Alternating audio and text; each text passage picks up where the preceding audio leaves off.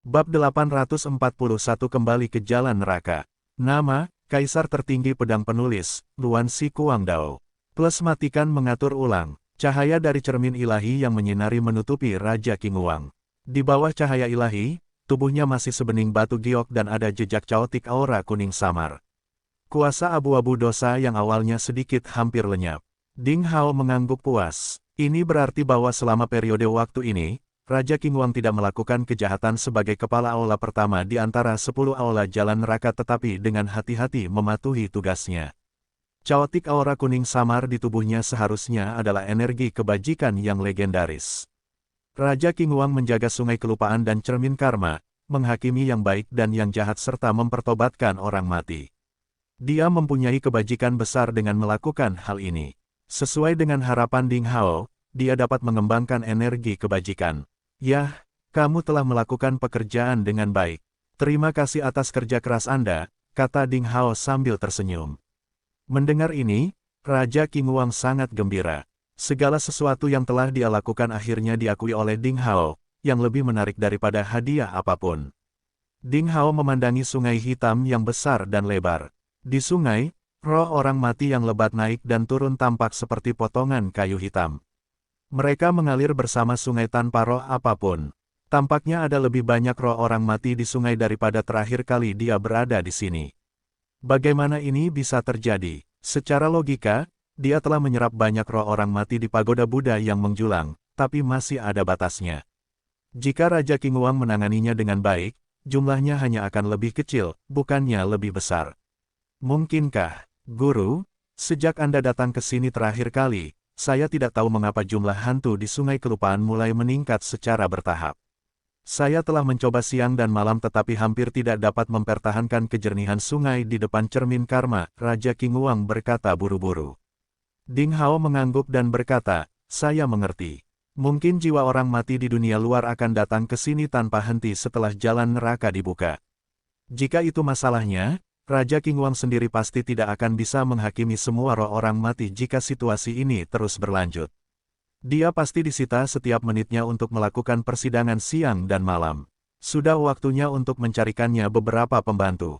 Kamu adalah kepala aula, jadi kamu harus memiliki bawahan. Ding Hao menunjuk ke hantu di sungai kelupaan dan berkata, ambil 1000 roh orang mati yang merupakan orang baik sebelum kematian dari dunia bawah dan catat mereka dalam daftar aula pertama.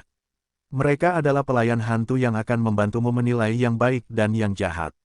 Sebelum suaranya menghilang, suara gemuruh hukum menyebar di langit. Di dunia ini, seperti terakhir kali, perkataan Ding Hao adalah hukum. Raja Qinguang tercengang. Tiba-tiba, ada lebih banyak informasi di tubuhnya. Sebuah buku kecil bersampul benang merah ada di tangannya. Buku ini tidak terbuat dari emas atau perak. Dia tidak tahu bahan apa yang terbuat dari benda itu, tapi benda itu sangat ringan namun sangat kuat dan mengandung jejak aura dewa yang aneh. Di sampul buku kecil itu, ada 3 kata hitam kuno. Ghost Servants Record. 3 kata itu bersinar dengan cahaya hitam, mengandung kekuatan agung. Raja Qinguang dengan hati-hati membalik-balik buku itu dan memperhatikan ada 1000 halaman. Setiap halaman hanya mencantumkan nama seorang pelayan, dan banyak misteri lainnya yang sulit dipahami dalam waktu singkat. Namun, dia bisa merasakan bahwa buku kecil ini bukan sekedar register sederhana tapi sesuatu yang mirip dengan senjata. Menurut instruksi Ding Hao, Raja Qinguang mengendalikan cermin karma untuk menemukan mayat sebening kristal tanpa noda di bawah cahaya cermin ilahi di sungai kelupaan. Dia kemudian mengeluarkannya dari sungai. Saat mayat keluar dari air, Ghost Servant Record akan secara otomatis menembakkan cahaya hitam dan menyelimuti jiwa mayat tersebut. Saat berikutnya, di halaman pertama catatan hamba hantu, sebuah nama diam-diam muncul seperti tanda air. Ia bahkan mencatat kehidupan masa lalunya, penyebab kematiannya, dan sebagainya. Ia juga menilai proporsi kebaikan dan kejahatan. Raja Qinguang membuka mulutnya lebar-lebar karena terkejut. Hanya senjata ilahi yang bisa mengamati kehidupan masa lalu seseorang. Mungkinkah buku tipis, pembawa pesan hantu neraka, di tanganku sebanding dengan senjata dewa? Raja Qinguang berpikir, dia juga merasa bahwa ketika nama roh orang mati muncul di catatan hamba hantu, dia bisa mengendalikan segala sesuatu tentang hamba hantu itu. Dengan sebuah pikiran, dia bahkan bisa membuat jiwa dewanya terbang menjauh dan tidak pernah bereinkarnasi. Bawahan memberi salam pada Raja King Wang. Hamba hantu itu berlutut dan membungkuk. Dia mengenakan kemeja putih robek. Dengan wajah yang panjang dan kurus, dia terlihat sedikit jelek dan tidak terlihat seperti orang baik, tapi cermin dosa tidak akan berbohong. Ketika dia masih hidup, dia pastilah orang yang baik hati, jadi tubuh jiwanya sangat jernih setelah kematian. Namanya tercatat dalam catatan. Ding Hao dan Qin Guangwang tidak perlu menjelaskan apapun. Hamba ini sudah memahami sebab akibat serta identitas dan tugasnya. Melihat tubuhnya yang setengah nyata mengembun perlahan, matanya berbinar karena kegembiraan. Kematian seharusnya menjadi akhir dari segalanya, tapi tanpa diduga dia bisa berkultivasi setelah kematian. Kesempatan untuk kembali berkultivasi belum pernah terlihat sebelumnya. Bagi siapapun, ini adalah peluang besar. 1000 pelayan hantu dapat dicatat dalam catatan pelayan hantu. Setelah nama mereka tertulis di sana, Anda dapat mengontrol segala sesuatu tentang mereka. Jika seseorang melanggar aturan, dia tidak lagi memiliki kesempatan untuk memasuki sungai kelupaan, dan jiwanya akan langsung hancur. Kamu dapat memilih pelayan yang kamu inginkan. Ding Hao berkata perlahan, di masa depan, seiring dengan peningkatan kultivasi Anda, kuota catatan hamba hantu dapat ditingkatkan. Terima kasih Tuan. Raja King Wang sangat gembira. Belakangan ini, semakin banyak hantu di sungai kelupaan, jadi dia sangat sibuk. Tidak masalah jika dia lelah, tapi dia takut dia akan gagal memenuhi kepercayaan Ding Hao dan membuatnya sedikit khawatir. Sekarang setelah dia memiliki rekornya, segalanya akan menjadi lebih mudah di masa depan. Ding Hao mengangguk dan hendak mengatakan sesuatu, tapi dia tiba-tiba tertegun. Sepertinya dia merasakan sesuatu. Aku akan pergi sebentar. Anda akan bertanggung jawab atas segalanya di sini. Saat suaranya jatuh, Ding Hao perlahan naik ke udara dan langsung mencapai ketinggian ribuan meter. Raja King Wang dan pelayan hantu itu berlutut untuk dengan hormat mengirimnya pergi. Mata Ding Hao tiba-tiba tertuju pada sungai hitam di bawah, melihat aliran sungai yang mengalir melewati cermin karma entah kemana. Sepertinya airnya tidak ada habisnya. Lagi pula, jalan neraka baru saja dibuka, jadi tidak sistematis. Sebuah pemikiran muncul di benaknya, Ding Hao tiba-tiba mengelus kekosongan dengan jarinya. Suara guntur dan kilat membelah langit. Sambaran petir perak yang tak terhitung jumlahnya menari-nari seperti ular perak dan hampir menutupi langit gelap sebelumnya. Raja King Wang dan hantu pelayan tercengang saat melihat pemandangan yang tampak seperti menciptakan dunia. Ini jelas bukan kekuatan magis biasa. Membuka, Ding Hao berteriak dengan suara rendah. Kata-katanya adalah hukum, sungai kelupaan yang luas dan perkasa, setelah melewati cermin karma, tiba-tiba terbelah menjadi 9 aliran. Ia melingkari seperti naga yang tersembunyi di tanah hitam, mengalir ke berbagai arah. Sungai kelupaan dibagi menjadi 9 bagian. Dalam imajinasi Ding Hao, 9 sungai masing-masing mengalir ke 9 aula lainnya. Adapun bagaimana mewujudkannya, dia belum memiliki rencana detailnya. Lagi pula, kecuali aula pertama, 9 aula lainnya belum selesai dibangun. Hanya ada satu aula sekarang, jadi jelas mustahil untuk memenuhi fungsi neraka sepenuhnya. Namun, sekarang ada 9 cabang, setidaknya lebih mudah bagi Raja King Wang untuk memberi penghargaan kepada yang baik dan menghukum yang jahat. Setelah melakukan semua ini, di bawah tatapan kaget dan kagum dari Raja King Wang dan pelayan hantu, kilat perak di seluruh langit perlahan menghilang. Kemudian, pusaran merah pucat tiba-tiba muncul dan penghalang kekosongan secara bertahap menjadi transparan. Melalui pusaran itu, samar-samar seseorang bisa melihat dunia yang aneh. Sosok Ding Hao melintas dan menghilang ke dalam pusaran merah pucat. Pusaran itu menghilang. Segala sesuatu di jalan neraka kembali normal. Raja King Wang dan pelayan hantu itu berlutut di tanah untuk waktu yang lama dan dengan hormat mengantar Ding Hao pergi. Mereka tidak tahu kemana perginya Ding Hao.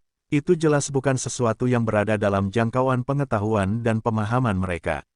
Di mana tempat ini? Ding Hao melihat dunia aneh di depannya. Baru saja, ketika dia berada di jalan neraka, Ding Hao samar-samar merasakan aura aneh. Beberapa informasi aneh muncul di benaknya. Seolah-olah informasi itu telah terkubur di otaknya, namun dia tidak menyadarinya. Itu tiba-tiba muncul pada saat itu. Informasinya tentang dunia di depannya.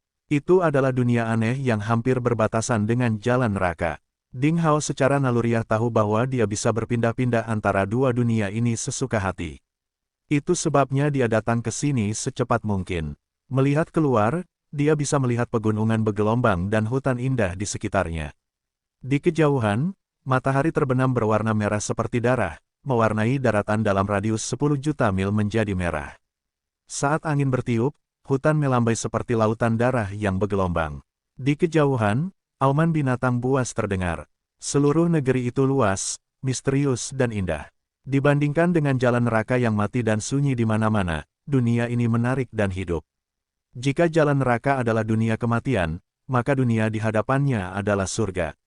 Apakah ini tanah abadi? Tidak, tidak. Ding Hao membantah spekulasinya. Dia masih ingat dengan jelas saat dia menggunakan pedang berkarat dan pedang iblis untuk menghancurkan kuil iblis surgawi, pasukan dari sekte kerbau iblis di Black Mountain, dan master senior di alam suci.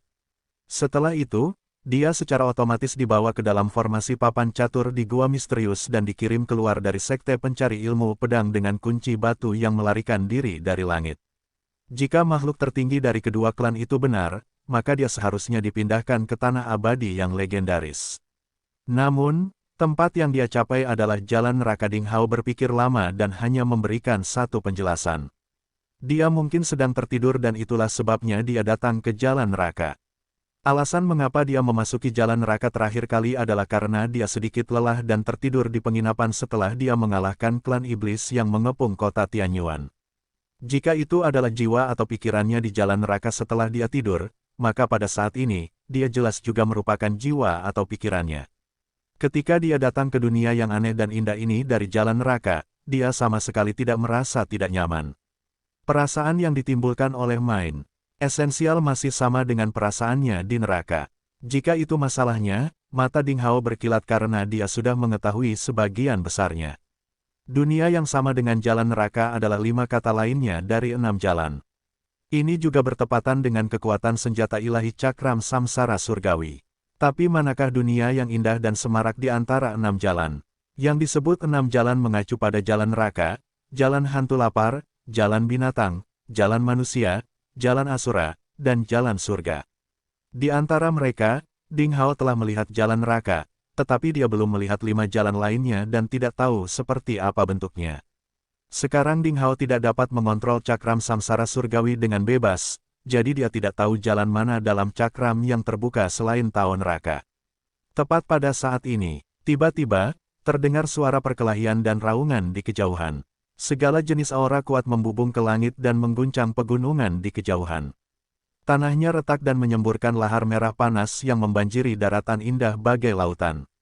Gunung-gunung runtuh. Ini seperti akhir dunia. Apa yang sedang terjadi? Ding Hao terkejut. Ketika dia mengamati dengan cermat, semua yang ada di depannya tiba-tiba menjadi kabur. Tubuhnya tanpa sadar mulai melayang lebih tinggi ke langit. Dalam sekejap mata, dia kehilangan kesadaran. Chu, bukankah dia sudah bangun? Seorang wanita tua yang mengenakan jas hujan jerami membuka pintu dan masuk. Sebagai gadis berusia 12 tahun, Chu tampak kekurangan gizi dengan tubuh kurus dan pipi cemberut. Rambut lembutnya yang berwarna kuning muda diikat dengan batang jerami, dan dia mengenakan jubah kuning muda yang longgar. Hanya matanya yang besar dan indah yang bersinar terang seperti permata hitam, memberinya pesona yang berbeda dari orang lain. Mendengar suara nenek itu, Chu langsung berdiri. Nenek kedokteran, dia masih belum bangun. Di belakang Chu ada seorang pemuda tampan terbaring di ranjang kayu. Matanya terpejam rapat dan napasnya teratur serta panjang. Seolah-olah dia telah jatuh ke dalam mimpi panjang, menunjukkan rasa damai. Dia sudah terbaring di tempat tidur selama 3 bulan.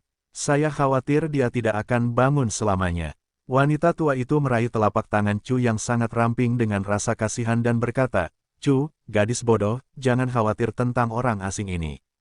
Biarkan dia pergi. Di gunung tandus ini, orang asing hanya akan membawa bencana bagi suku kita. Chu mengedipkan mata besarnya yang indah dan berkata, nenek pengobatan, sepertinya dia bukan orang jahat. Dasar anak bodoh. Pria tak berperasaan saat itu sepertinya bukan orang jahat. Ibumu menggendongnya kembali yang tidak sadarkan diri dan melayaninya siang dan malam selama setengah tahun. Apa yang terjadi pada akhirnya? Bukankah dia meninggalkan ibumu dan kamu dan menghilang tanpa jejak? Nenek kedokteran menghela nafas. Dia mengeluarkan kompor obat hitam dari keranjang jeraminya, berjalan ke sisi tempat tidur, membuka mulut pemuda yang sedang tidur itu, dan dengan lembut memasukkan obat ke dalamnya. Nenek kedokteran tampaknya berusia 70-an atau 80-an. Rambutnya berwarna abu-abu seperti salju, bahkan alisnya pun berwarna abu-abu keperakan, namun kulitnya tetap terawat, tidak banyak kerutan, dan wajahnya mulus, kencang, dan kemerahan. Dia tampak seperti wanita tua dengan wajah anak-anak. Jejak kesedihan muncul di mata besar Chu. Dia memaksakan diri untuk tersenyum dan berkata, mungkin papa mengalami masalah dan tidak bisa kembali untuk sementara waktu. Untuk sementara, ibumu telah menunggunya selama 10 tahun penuh sampai dia menutup matanya, dan pada saat itu dia masih menggumamkan namanya. Sayangnya, wanita tercantik dan baik hati dari suku tanah air surgawi saya harus menderita penyiksaan seperti itu. Nenek pengobatan menuangkan semua obat gelap ke dalam mulut pemuda tampan yang sedang tidur itu, lalu dia berdiri, mengemasi barang-barangnya dan berjalan keluar dari rumah kayu. Mata indah Chu basah. Topik ini akan selalu menjadi topik yang menyakitkan di hatinya. Meskipun banyak orang di suku tersebut yakin bahwa pria tersebut mengkhianati istri dan anak-anaknya, Chu sangat yakin bahwa dia pasti menemui beberapa kendala atau kesulitan. Suatu hari, dia akan kembali ke sukunya dan menjelaskan segala sesuatu di makam ibunya. Anak malang, nenek kedokteran menghela nafas dan meninggalkan ruangan. Dia berdoa dalam hatinya dan berharap Chu tidak akan pernah mengikuti jalan ibunya.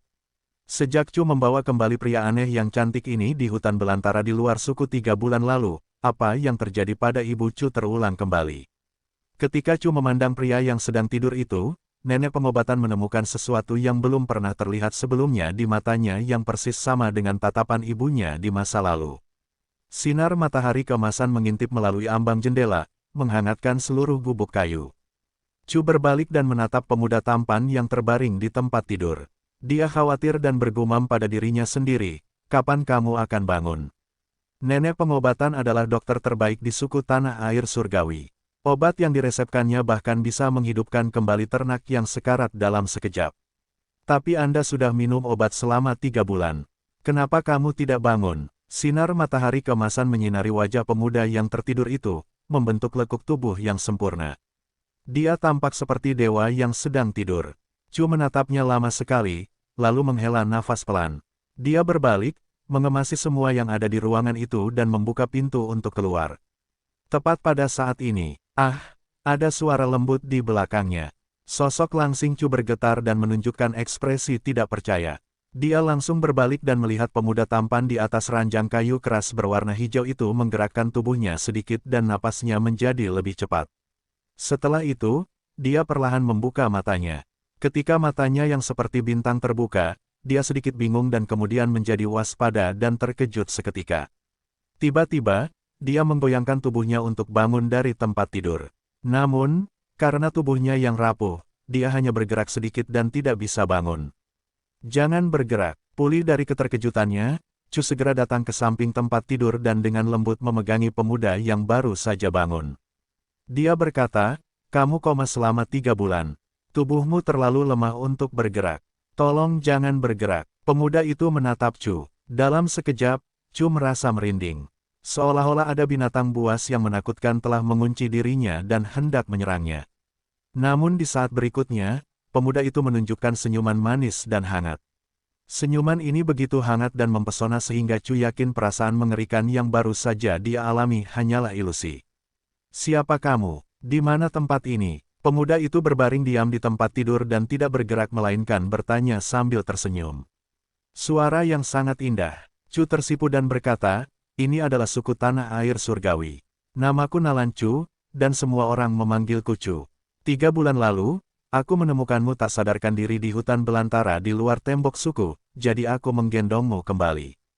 Pemuda itu merenung sejenak, sepertinya dia teringat sesuatu, lalu dia tersenyum dan berkata, terima kasih, Chu. Jawab Chu lembut sambil bersenandung. Pemuda itu menghela nafas panjang dengan dada naik turun secara ritmis. Tiba-tiba, ada angin di rumah kayu itu, dan aliran udara yang terintegrasi berputar dan mengangkat jubah linen Chu. Wajah Chu sedikit berubah, saat ada kekuatan yang berkumpul. Kemudian pemuda itu perlahan duduk dari tempat tidur. Dibandingkan dengan kondisi lemah saat pertama kali bangun, dia sepertinya sudah pulih sepenuhnya saat ini. Gerakannya lambat tapi stabil. Dia berdiri di tanah dan meregangkan tubuh dengan lembut. Terdengar suara berderak seperti kacang pecah di sekujur tubuhnya. Samar-samar terdengar auman naga dan harimau. Chu dengan lembut mundur selangkah, berdiri di samping pintu. Pemuda itu memperhatikan gerakan halus itu dan tersenyum hangat. Dia berkata, "Chu, jangan takut. Saya bukan orang jahat." Setelah jeda sebentar, dia menambahkan, "Nama saya Ding Hao. Senang berkenalan dengan Anda, Ding Hao." Nama yang indah. Chu menggumamkan sesuatu dengan suara rendah karena dia tidak tahu harus berkata apa. Ding Hao menggerakkan tubuhnya dan menggunakan indera ilahi untuk memeriksa bagian dalam tubuhnya. Namun, dia sangat terkejut. Qi, yang sebelumnya melonjak seperti gelombang laut, kini hanya tersisa sedikit dan mengalir di titik akupuntur dan meridiannya yang terbuka. Tidak peduli di dantian tengah di dada atau dantian bawah di perut, benih Qi penuh dan halus, tetapi tidak dapat secara konsisten mengirimkan Qi yang kuat ke saluran Qi seperti sebelumnya. Kekuatannya ditekan ke tingkat di bawah primordial. Bahkan kekuatan fisiknya pun menjadi melemah. Dia merasa sangat rapuh. Sepertinya dia terkena flu parah dan merasa sangat berat di kehidupan sebelumnya. Kenapa jadi seperti ini? Pikir Ding Hao. Ding Hao menekan keraguan di dalam hatinya dan melepaskan kesadaran ilahi seperti gelombang pasang untuk merasakan segala sesuatu di sekitarnya. Segera dia terkejut menemukan bahwa daerah sekitarnya mengandung elemen kekuatan aneh dan kekuatan aturan yang benar-benar berbeda dari tanah tanpa batas. Dia ingat bahwa dia pernah ke jalan neraka dan kemudian ke dunia indah berwarna merah tua yang misterius itu. Pada akhirnya, kesadarannya menjadi kabur. Ketika dia bangun, dia sudah berada di rumah kayu kumuh ini dan melihat gadis bermata besar yang terlalu kurus dan lemah di depannya. Setelah meninjau dengan cermat apa yang telah dia lalui, Ding Hao yakin bahwa sekarang dia berada di dunia nyata, bukan di luar angkasa di 6 jalan reinkarnasi. Bisa dikatakan, itu adalah dunia yang dihubungkan oleh formasi papan catur di gua misterius di gunung belakang sekte pencari ilmu pedang. Itu juga merupakan tanah abadi yang diakui oleh Ding Honglei dan para ahli alam abadi di tanah tanpa batas. Namun, dunia ini berbeda dari negeri abadi yang dia bayangkan. Ding Hao tidak merasakan aura abadi atau energi tak berujung di sini. Dia juga tidak melihat ramuan ajaib dan obat-obatan berharga atau makhluk abadi yang kuat. Sebaliknya, dia mendapati dirinya ditekan oleh kekuatan aneh. Dia merasa seolah-olah seni bela diri dan kekuatan magis yang dia kembangkan dan peroleh di tanah tanpa batas tidak dapat bekerja dengan baik di dunia ini. Apalagi gadis kecil di depannya tampak lemah dan kurang gizi. Mungkinkah tidak semua orang di negeri abadi berada di alam abadi? Untungnya, indera ilahinya tidak ditekan. Intuisi tajam Ding Hao dari main esensial memberitahunya bahwa gadis kecil bernama Chu di depannya tidak bermaksud jahat dan semua yang dia katakan adalah benar. Berkat perawatannya yang baik akhir-akhir ini, Ding Hao dapat terbangun dari komanya. Setelah menarik napas dalam-dalam, Ding Hao tersenyum padanya dan berkata, "Nona Chu, bolehkah saya melihat keluar?" Chu segera mengangguk, dan berkata, "Tentu saja." Saat keluar dari kabin, Ding Hao disambut oleh sinar matahari kemasan. Dia menyipitkan matanya, melihat sekeliling, dan terkejut menemukan dirinya berada di atas pohon besar yang tingginya lebih dari 20 meter. Kabin dibangun di atas puncak pohon yang menyerupai teras atap. Selain itu, ada platform lebar yang terbuat dari papan. Area dalam jarak 1 kilometer di sekitar kabin dipenuhi dengan banyak pohon aneh. Mahkota mereka seperti teras, di mana dibangun kabin-kabin yang indah. Matahari terbenam menyinari kabin dan membuat dunia seindah kerajaan elf dalam dongeng. Lebih jauh lagi ada gunung-gunung besar. Mereka seperti binatang raksasa cian dari zaman kuno, berhibernasi dan menjaga di kejauhan. Ding Hao yakin dia berada di hutan yang sangat luas. Sebelumnya, Chu mengatakan bahwa itu adalah suku tanah air surgawi. Menurut Ding Hao, suatu suku haruslah tempat yang biadab dan terpencil. Lagi pula, di tanah tanpa batas, hanya beberapa ras alien dan tempat-tempat terisolasi dari dunia yang akan menyebut diri mereka sebagai sebuah suku. Akhirnya terdengar suara teriakan. Seharusnya ada cukup banyak orang yang berlatih seni bela diri. Ding Hao sedikit menyipitkan matanya dan melihat aula urusan militer besar yang terbuat dari batu biru melalui celah di antara dedaunan. Ratusan pria berteriak dan berlatih bela diri tanpa baju. Otot-otot hitam terang mereka yang menonjol sepertinya telah diolesi minyak. Otot-otot kuat setiap orang membuat mereka menjadi raksasa kecil yang penuh kekuatan dan keindahan. Ding Hao merasa budidaya Qi mereka tidak kuat, dan kekuatan batin di dalam tubuh mereka bahkan sedikit berbeda dari Qi. Namun, kekuatan fisik mereka tak tertandingi. Bahkan yang terlemah pun telah memasuki alam Raja Bela Diri, belum lagi satu atau dua dari mereka bahkan telah memasuki alam Kaisar Agung Bela Diri. Tampaknya pengembangan kekuatan fisik disukai oleh suku tersebut. Di antara semua orang yang pernah dilihat Ding Hao, hanya Zhang Fan dan para ahli dari Aula Dewa Perang di benua tengah ilahi, tiga raksasa di bawah komando Yu Miejue bernama Arnold, Siwa, Eneger yang bisa menandingi mereka. Bahkan yang lebih tua para ahli di dunia Ding Hao lebih rendah daripada orang-orang ini dalam hal kekuatan fisik. Suku Tanah Air Surgawi memiliki kekuatan komprehensif yang sangat kuat. Jika berada di tanah tanpa batas, itu pasti merupakan sekte di atas rata-rata klan manusia. Ding Hao mengamati semuanya dengan cermat. Chu berbisik kepada Ding Hao, mereka adalah pejuang dan penjaga suku terkuat. Berkat mereka, suku Tanah Air Surgawi mampu bertahan hidup di hutan laut yang berbahaya. Ding Hao tersenyum dan mengangguk, mereka memang pejuang yang sangat kuat. Mata besar Chu yang indah bersinar terang. Dia berkata, "Ya, para pejuang suku kami semuanya mempraktikkan teknik perang suci pejuang. Ini adalah metode budidaya yang sangat kuat, yang terkenal di seluruh hutan laut." Ding Hao tersenyum. Ketika dia hendak mengatakan sesuatu, seorang pria menegur Chu, "Chu, sepertinya kamu telah mengabdikan dirimu pada gigolo ini.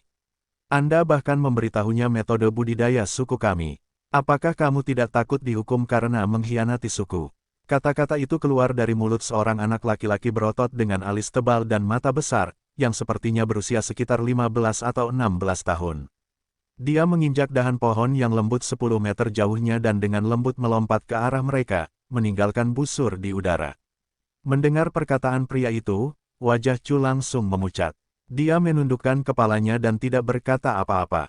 Ketika dia hendak menjelaskan, Ding Hao di sampingnya berkata dengan tenang, "Itu hanya nama dari metode kultivasi, bukan intinya.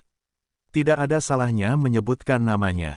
Terlebih lagi, teknik perang suci pejuang bukanlah rahasia suku Tanah Air Surgawi, bukan?" Pemuda itu sedikit terkejut saat mendengar kata-kata Ding Hao.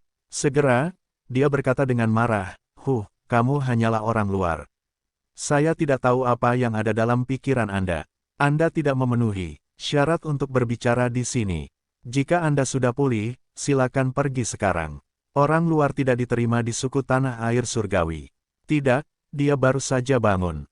Dia masih sangat lemah. Chu panik dan segera menjelaskan padanya. Sebelum dia dapat menyelesaikan kata-katanya, seorang pria lain datang ke sini dan berkata, "Adikku sayang, aku sangat lapar.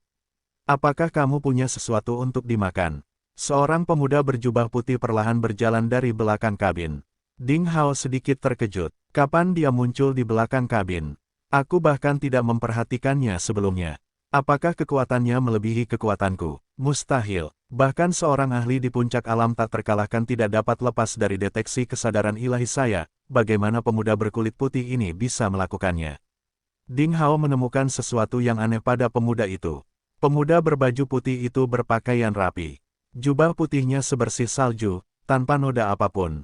Dia sangat tampan. Rambut hitam panjangnya diikat dengan sedotan. Sekilas, dia memang pria yang tampan. Namun, jika orang mengamatinya dengan cermat, mereka akan menyadari bahwa dia sedikit tercengang. Matanya tampak tidak fokus, dan dia tampak sedikit mengigau. "Tunggu sebentar, aku sudah menyiapkannya untukmu." Ketika Chu melihat pemuda berpakaian putih datang ke sini, dia segera bergegas kembali ke kabin dan kembali dengan keranjang kecil di tangannya. Di dalam keranjang itu ada 4 atau 5 potong benda berwarna hitam. Dia menyerahkannya kepada pemuda itu dan berkata, "Makan saja." Pemuda berbaju putih itu tersenyum. Dia duduk di tanah dan mulai memakan makanan di keranjang dengan tangannya. Itu sepertinya seperti kentang panggang, dan pemuda itu menikmatinya dan makan dengan gembira. Di sampingnya, Chu tersenyum penuh kasih sayang saat dia melihatnya makan dengan gembira. Semua orang bisa melihat betapa bahagianya Chu. Namun, Ding Hao dapat dengan jelas melihat bahwa Chu juga menelan air liur ketika hanya ada sedikit makanan yang tersisa di keranjang. Jelas sekali, dia sangat lapar. Selesai. Pemuda berbaju putih menghabiskan makanannya tanpa henti, lalu mengulurkan tangan dan berkata, "Saya masih sangat lapar. Apakah ada hal lain?" Ekspresi muram melintas di wajah Chu saat dia berkata, "Jadilah baik. Kita bisa makan lebih banyak untuk makan malam, oke? Tidak baik makan terlalu banyak sekaligus." Oh, pemuda berjubah putih itu mengangguk kecewa dan berkata, "Tapi saya masih sangat lapar. Daging, saya ingin daging. Daging adalah untuk para pejuang suku.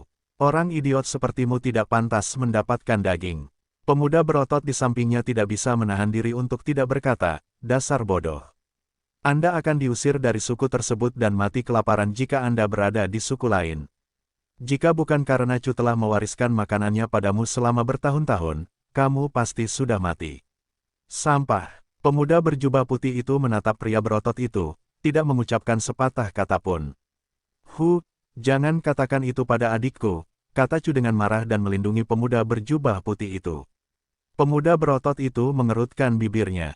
Tepat pada saat ini, Ding Hao, yang telah mengamati secara diam-diam, mengeluarkan kaki binatang panggang renyah berwarna emas dari ruang penyimpanannya dan menyerahkannya kepada pria berjubah putih. "Saudaraku, aku ingin makan sesuatu. Apakah kamu mau beberapa?" Pemuda berjubah putih itu mengangkat kepalanya dan menatap Ding Hao. Cahaya terang yang sangat tak terlihat muncul di matanya yang linglung. Pada saat itu, sebuah peringatan tiba-tiba muncul di benak Ding Hao.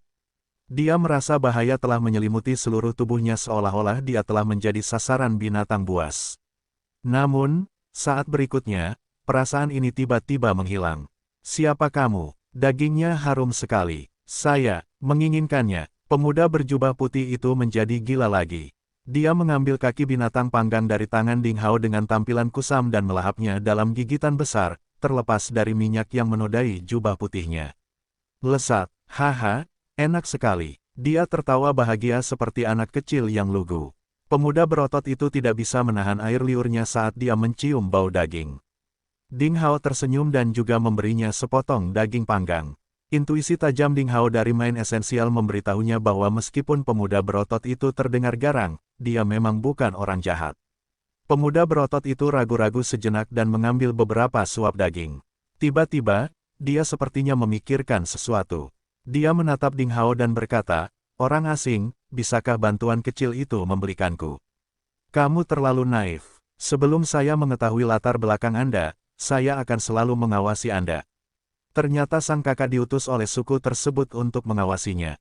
Ding Hao tersenyum. Dia mengeluarkan jus dan makanan lezat lainnya dari cincin penyimpanannya, menaruhnya di meja kecil di depan kabin, dan mengundang Chu dan kakaknya untuk menikmatinya. Ketika Ding Hao kembali ke sekte pencari ilmu pedang terakhir kali, dia mengumpulkan banyak makanan lezat dan menyimpannya di cincin penyimpanannya. Karena tulisan dan formasi di dalamnya, makanan tersebut tidak akan rusak meskipun disimpan selama ratusan tahun. Saat makanan dikeluarkan, harus hangat dan segar. Kamu telah memberi kami terlalu banyak makanan. Bagaimana kita bisa menyelesaikan semuanya?" Chu sedikit terkejut. Makanan selalu langka di tempat terpencil seperti Ocean Forest. Akibatnya, populasi suku tanah air surgawi selalu dibatasi kurang dari 1000. Pada saat itu, tanpa dukungan dari para pemimpin tertinggi, jangkauan aktivitas suku tersebut hanya dalam jarak 100 mil. Setelah setiap ekspedisi, para pejuang suku tersebut hanya dapat membawa kembali makanan dalam jumlah terbatas yang hanya dapat memberi makan beberapa orang. Pemuda bernama Hu itu benar. Jika itu adalah suku lain, seorang idiot atau orang tak berguna seperti pemuda berjubah putih pasti sudah mati. Alasan mengapa dia bisa bertahan hidup adalah karena Nalan Chu menjalani kehidupan yang hemat dan meninggalkan makanannya sendiri untuknya. Daging lezat di depan mereka selalu menjadi makanan para pemimpin, tetua, dan pejuang suku yang kuat. Nalan Chu bahkan tidak ingat kapan terakhir kali dia makan daging. Kadang-kadang, para pejuang suku pergi berburu dan mendapatkan panen besar, mereka akan membagikan dagingnya kepada semua orang di suku tersebut. Namun, Nalan Chu akan mengganti daging binatang yang didapatnya dengan makanan biasa seperti ubi, kentang, rumput. Baginya, dia bisa mendapatkan sayuran dalam jumlah banyak dengan sedikit daging.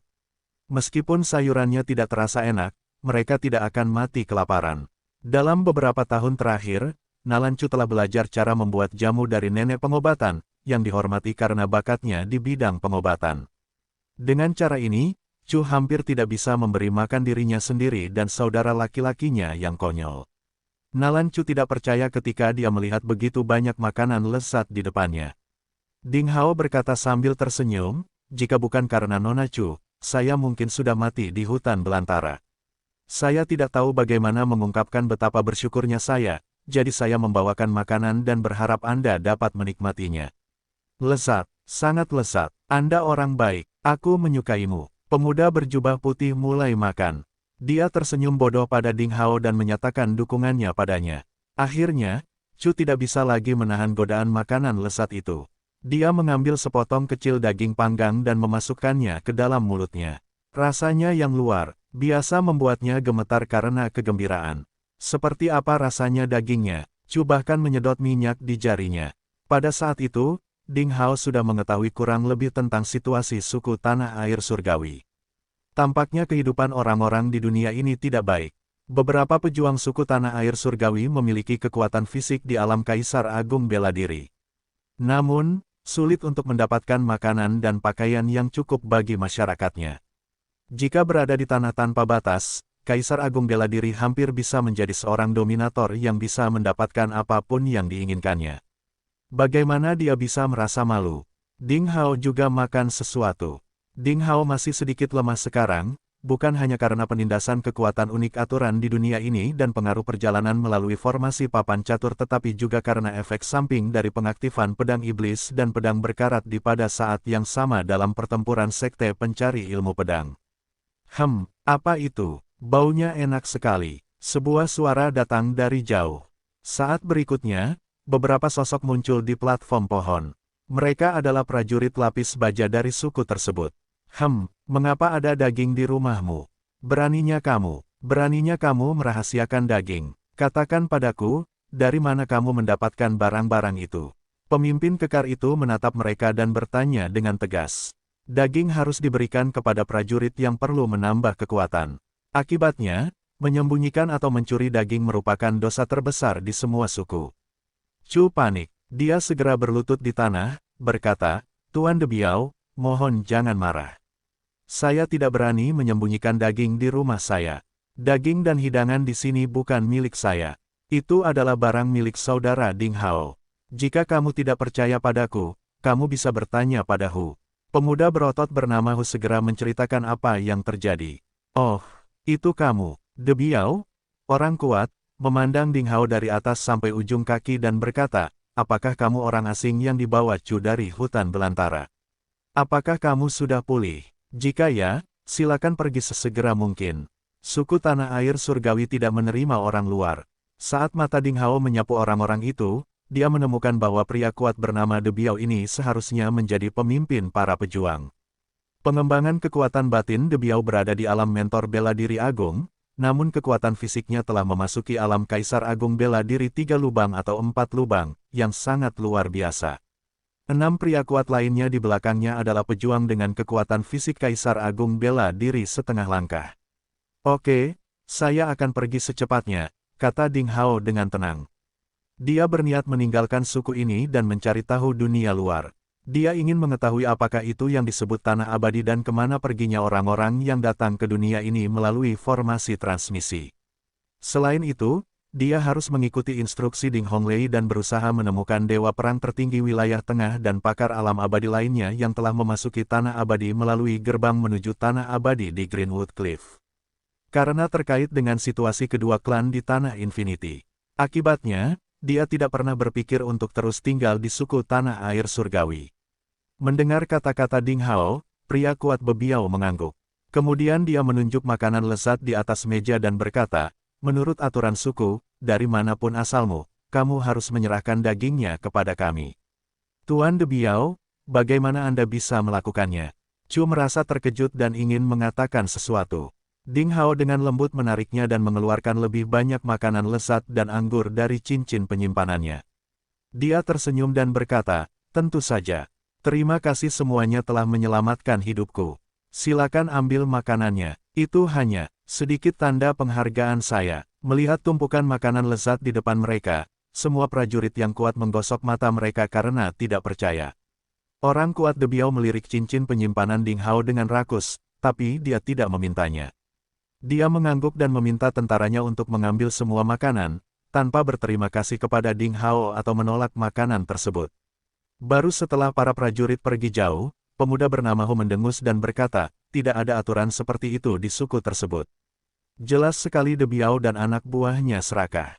Dia mengarang-ngarang alasan. Berbicara tentang ini, dia melihat ke arah Chu dan memikirkan sesuatu. Ngomong-ngomong, Chu, aku mendengar dari para tetua hari ini bahwa pada upacara pengorbanan 3 hari kemudian, suku tersebut akan memilih pasangan untuk wanita di suku tersebut, dan kamu termasuk di antara mereka. Mendengar perkataannya, wajah Chu menjadi pucat. Di hutan laut, perempuan bisa menikah setelah mereka berusia 12 tahun.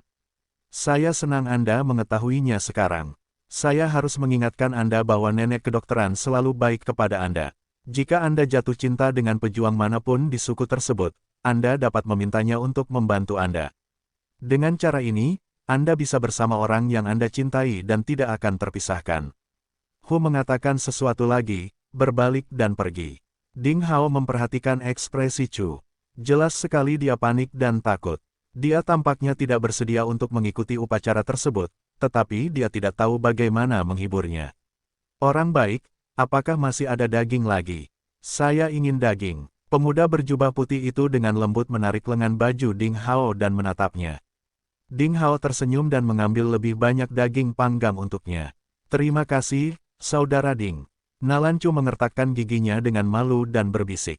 Beberapa saat kemudian, matahari di kejauhan akhirnya terbenam dan menghilang di balik pegunungan yang menyerupai binatang hitam raksasa. Kegelapan mulai menutupi tanah. Aura iblis mendidih seperti air mendidih dan banyak benda mengerikan yang tidak aktif kini aktif. Berdiri di puncak pohon, Ding Hao bisa melihat mata berdarah besar seperti dewa yang menjulang di kegelapan yang jauh. Malam gelap yang menakutkan akhirnya tiba. Nalan Chu dan kakaknya telah kembali ke kabin di atas pohon lain untuk beristirahat.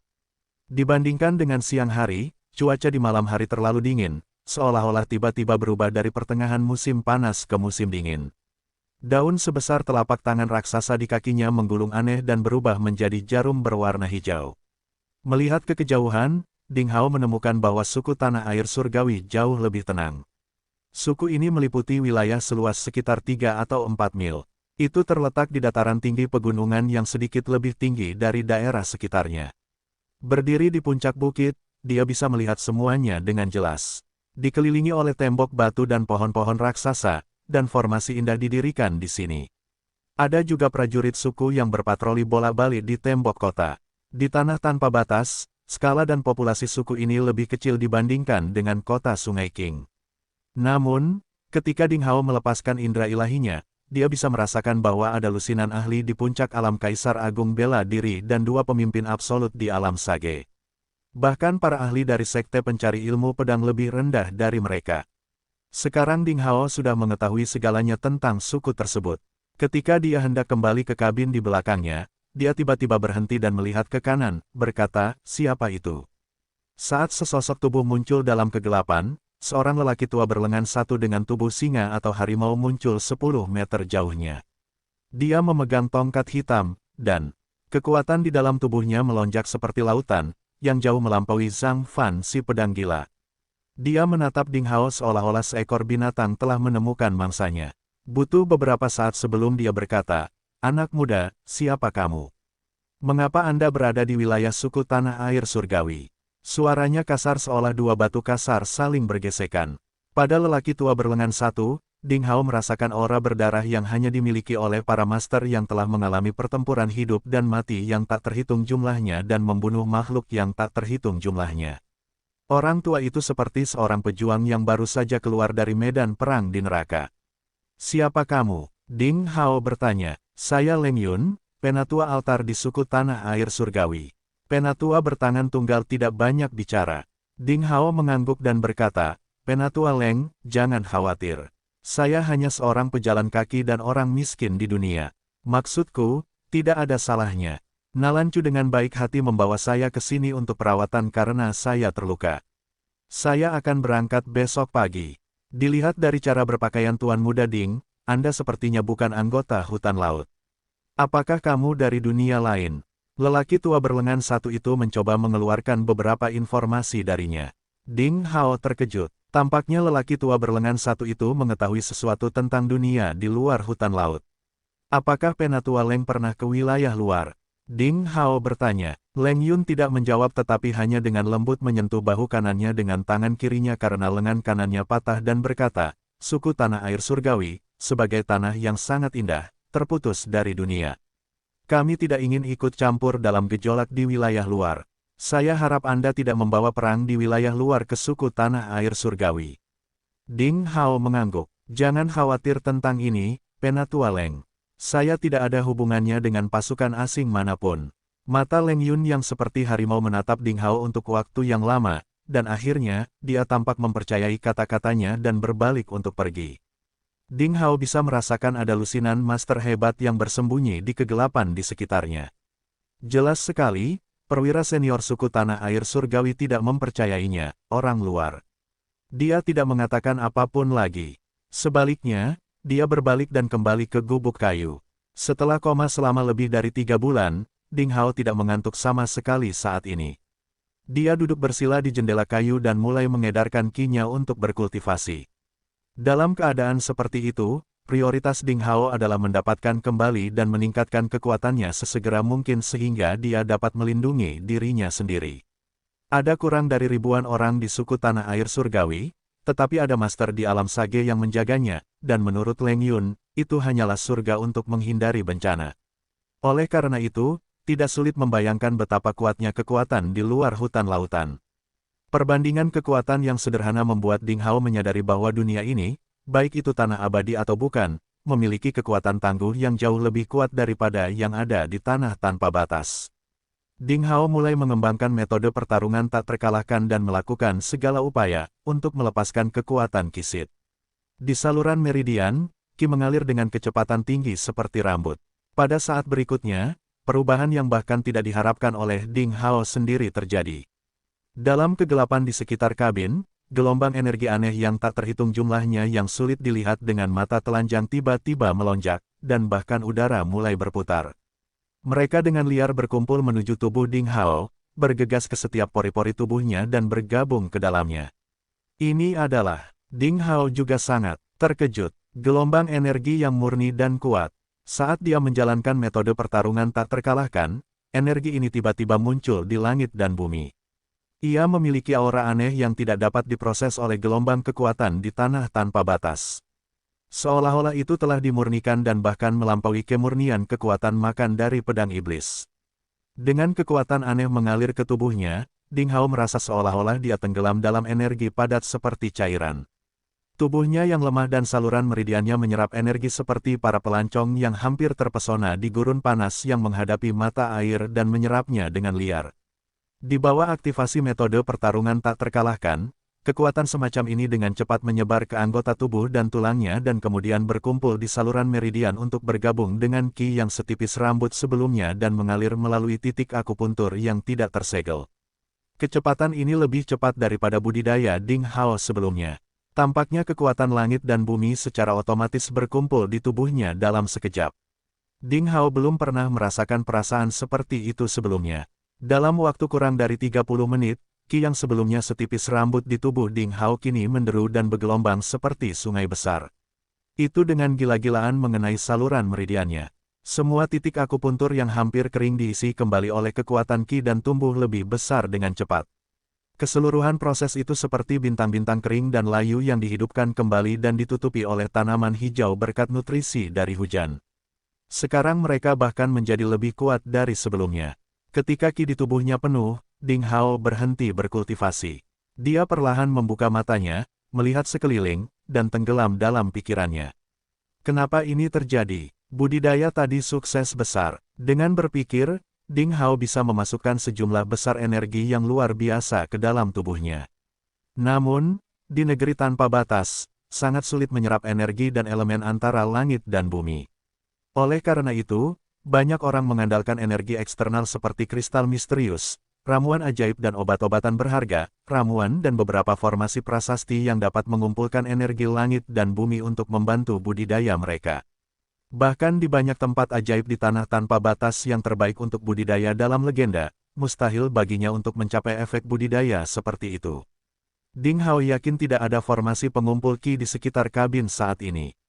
Setelah merenung sejenak, dia hanya dapat mengaitkan fenomena ini dengan alasan gelombang kekuatan di dunia ini sangat aktif. Udara antara langit dan bumi mengandung Qi spiritual yang tak terbayangkan agungnya, jadi selama dia menjalankan metode kultivasinya sedikit, dia bisa mendapatkan hasil ganda dengan setengah usahanya. Ding Hao sedikit bersemangat. Jika itu masalahnya, maka dunia ini tidak diragukan lagi adalah ruang budidaya yang luar biasa. Dalam lingkungan seperti itu, 1 detik kultivasi setara dengan puluhan menit atau bahkan 2 jam kultivasi di banyak tempat ajaib di tanah tanpa batas. Qi spiritual agung yang tak tertahankan di tempat ini sepertinya bisa memasuki tubuh Anda secara otomatis. Selain itu, Ding Hao yakin bahwa kecepatan kultivasi ini tidak akan menimbulkan gejala sisa. Dia juga tidak akan pernah menyimpang dari jalannya. Karena dia dapat merasakan bahwa hukum kekuasaan di dunianya berbeda dengan hukum di tanah tanpa batas karena lebih murni dan jelas serta sepenuhnya sejalan dengan budidaya. Mereka akan mengurangi ketidakstabilan alam yang disebabkan oleh pertumbuhan kekuatan yang pesat dan penanaman paksa ke tingkat terendah. Dari sudut pandang ini, dunia seperti itu tidak berbeda dengan tanah abadi bagi para seniman bela diri di tanah tanpa batas. Itu adalah surga bagi budidaya seni bela diri. Ding Hao sangat senang untuk beberapa saat tetapi dia segera menyadari masalah lain. Karena dunia ini sangat cocok untuk mengolah Qi, mengapa para pejuang di suku tanah air surgawi hampir tidak mengolah Qi tetapi mengabdikan diri mereka untuk memperkuat tubuh mereka? Apakah mereka tidak tahu cara mengolah Qi? Ding Hao bertanya-tanya, tapi teka-teki ini terlintas begitu saja di benak Ding Hao dan dia tidak memikirkannya. Ini masih pagi, jadi dia terus berkultivasi. Ding Hao duduk bersila lagi dan mengaktifkan metode pertarungan tak terkalahkan untuk berkultivasi dengan seluruh kekuatannya. Udara di sekitarnya membentuk pusaran tak kasat mata di kegelapan. Gelombang kekuatan yang tak ada habisnya melonjak dari celah dan jendela kabin, dengan gila-gilaan menyatu menuju tubuh Ding Hao. Prosesnya semakin cepat. Pada akhirnya, pintu kabin perlahan terangkat oleh angin, jendela sedikit terbuka, dan retakan kecil di papan kayu melebar secara diam-diam. Semua hal yang mencegah gelombang energi berkumpul di tubuh Ding Hao adalah terkena kekuatan yang kuat. Seolah-olah ada sepasang tangan tak kasat mata yang mendorong segalanya menjauh. Ding Hao mengaktifkan Qi yang menyala dan Qi es neraka secara bersamaan, sehingga kekuatan di tubuhnya menyebar. Saluran tangan pertama Shaoyin, saluran kedua yang kecil tangan, saluran ketiga Yin kecil kaki, saluran keempat yang kecil kaki, saluran tangan kelima Juyin, titik akupuntur ke-63 saluran kaki ke-7 Juyin, dan titik akupuntur pertama minor yang di kaki serta 64 titik akupuntur 12 meridian di dantian bawah perut semuanya bersinar dengan cahaya perak. Kapal konsepsi, kapal gubernur, kapal jalan raya di 6 vena aneh dan 64 titik akupuntur di kapal sabuk bersinar dengan cahaya kemasan. Kilatan 128 titik akupuntur seperti awal menembus tubuh Ding Hao dan melesat keluar, yang berarti budidaya Qi-nya mencapai meridian ganda dan alam kaisar bela diri dengan 2 bukaan. Qi di saluran meridian berfungsi sebagai ikatan antara semua titik akupuntur dan membentuk gambaran menakjubkan untuk mengumpulkan semua kekuatan. Tubuhnya seperti alam semesta sedangkan titik akupunturnya seperti bintang di dalamnya. Ini adalah kebenaran paling mendasar namun mendalam dari seni bela diri di tanah tanpa batas. Tubuh manusia memiliki 12 meridian yang terdiri dari 108 titik akupuntur. Jika seseorang berhasil mengolah 108 titik akupuntur itu dan melepaskan segelnya, dia bisa mendapatkan penyelesaian hebat yang legendaris. Ini juga alasan mengapa tidak pernah ada seorang master yang mencapai alam abadi dalam sejarah. Namun, alasan mengapa banyak master tingkat dewa tidak pernah menyerah untuk mendapatkan alam abadi adalah karena alam abadi ada secara teori. Namun, belum ada seorang pun yang berhasil membuka segel 12 meridian standar atau 108 titik akupuntur tersebut. Semakin jauh dia pergi, semakin sulit untuk mengolah titik akupuntur tersebut. Itulah pengalaman yang diperoleh banyak seniman bela diri di tanah tanpa batas selama bertahun-tahun berkultivasi. Namun, pada saat itu, pengalaman ini tidak berguna bagi Ding Hao. Nyala api 128 titik akupuntur hampir menutupi sosok Ding Hao. Tempat dia duduk seluruhnya tertutup kabut emas dan perak. Dua kekuatan berlawanan dengan dua warna perlahan berputar, diam-diam membentuk pola Yin dan Yang Pisces. Dengan bimbingan Ding Hao, gelombang kekuatan antara langit dan bumi menjadi semakin kaya. Tiba-tiba, swoosh-swoosh, pada pola Pisces Yin dan Yang, muncul cahaya dua titik akupuntur emas di kiri dan titik akupuntur perak di kanan. Kedua kekuatan berada dalam keseimbangan sempurna tanpa merusaknya. Dan kekuatan Ding Hao meningkat lebih dari 2 kali lipat. Dalam sekejap, titik akupuntur kedua di 8 jalur kaki yang kecil dan titik akupuntur ke-11 dari wadah sabuk juga dibuka segelnya. Itu adalah alam kaisar bela diri meridian ganda dan 2 bukaan. Butuh waktu kurang dari 4 jam baginya untuk memasuki alam kaisar bela diri meridian ganda dan 2 lubang. Kecepatan kultivasi juga mengejutkan Ding Hao. Jika dipublikasikan pasti akan membuat orang takut sampai mati. Ini bukan hanya karena tidak ada hambatan dalam budidaya makhluk suci pedang dan pedang, tapi yang lebih penting, hukum kekuatan di dunia ini juga menjadi alasannya, artinya, bukan hanya aku tapi juga seniman bela diri lain di dunia ini. Tanah tanpa batas akan berkembang pesat dalam lingkungan seperti itu. Pikir Ding Hao. Ding Hao perlahan menarik kekuatannya. Cahaya dari titik akupuntur di tubuhnya berangsur-angsur menghilang. Pola ikan Yin dan Yang juga perlahan menghilang. Aura kuat itu telah menyebar ke udara. Bang! Tanpa tenaga angin yang disebabkan oleh gelombang energi yang gila-gilaan, jendela yang terbuka tertutup, dan pintu yang terbuka serta retakan kayu yang membesar juga kembali ke keadaan semula. Kabin kembali tenang. Ding Hao melihat keluar melalui celah pintu. Senyuman lucu muncul di sudut mulutnya. Setelah menonton dalam waktu yang lama, mereka seharusnya mengerti, pikir Ding Hao. Di puncak pohon besar yang berjarak 100 meter dari kabin kecil, beberapa sosok kekar berdiri diam memandangi kabin, dan mereka semua ketakutan. Sesepuh, bagaimana menurutmu? Sesosok bertanya dengan lembut terlebih dahulu. Fluktuasi energi antara langit dan bumi terlalu jelas dan mengerikan. Jelas sekali, itu adalah teknik budidaya yang sangat sombong. Pemuda tak dikenal ini tidak lemah. Ini memang metode Qi yang luar biasa. Tampaknya ini bukanlah suatu metode kultivasi untuk membuat tubuh kita kuat. Jika kita bisa mendapatkan metode budidaya Qi seperti itu. Tidak peduli seberapa kuat metode budidaya Qi, tidak ada gunanya karena dia akan tetap mati jika Qi internalnya habis. Terlebih lagi, kita tidak tahu identitasnya, jadi lebih baik biarkan dia pergi sesegera mungkin dan tidak memiliki hubungan apapun dengannya jika terjadi perang tanpa akhir dan masalah bagi suku tanah air surgawi kita. Ding Hao berkultivasi sepanjang malam. Setelah memasuki ranah kaisar bela diri meridian ganda dan 2 bukaan, dia tidak secara paksa meningkatkan ranah Qi-nya.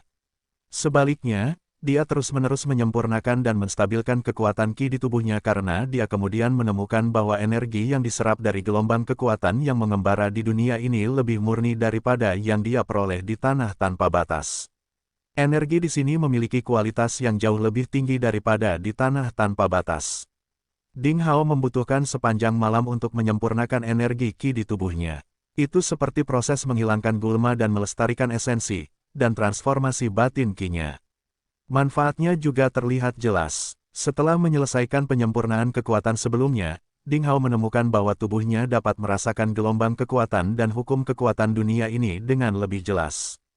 Dia bisa menggunakan kekuatan dunia ini sesuka hati dan tidak lagi merasa lesu seperti sebelumnya. Meskipun ini bukan peningkatan di dunia nyata, perubahan seperti itu akan berdampak besar pada budidaya Ding Hao di masa depan. Ketika seberkas cahaya datang di Oriental, Ding Hao memperhatikan sesuatu dan perlahan keluar dari kabin. Kabut pagi masih melayang di udara. Sebelum matahari terbit, cuaca di luar membeku.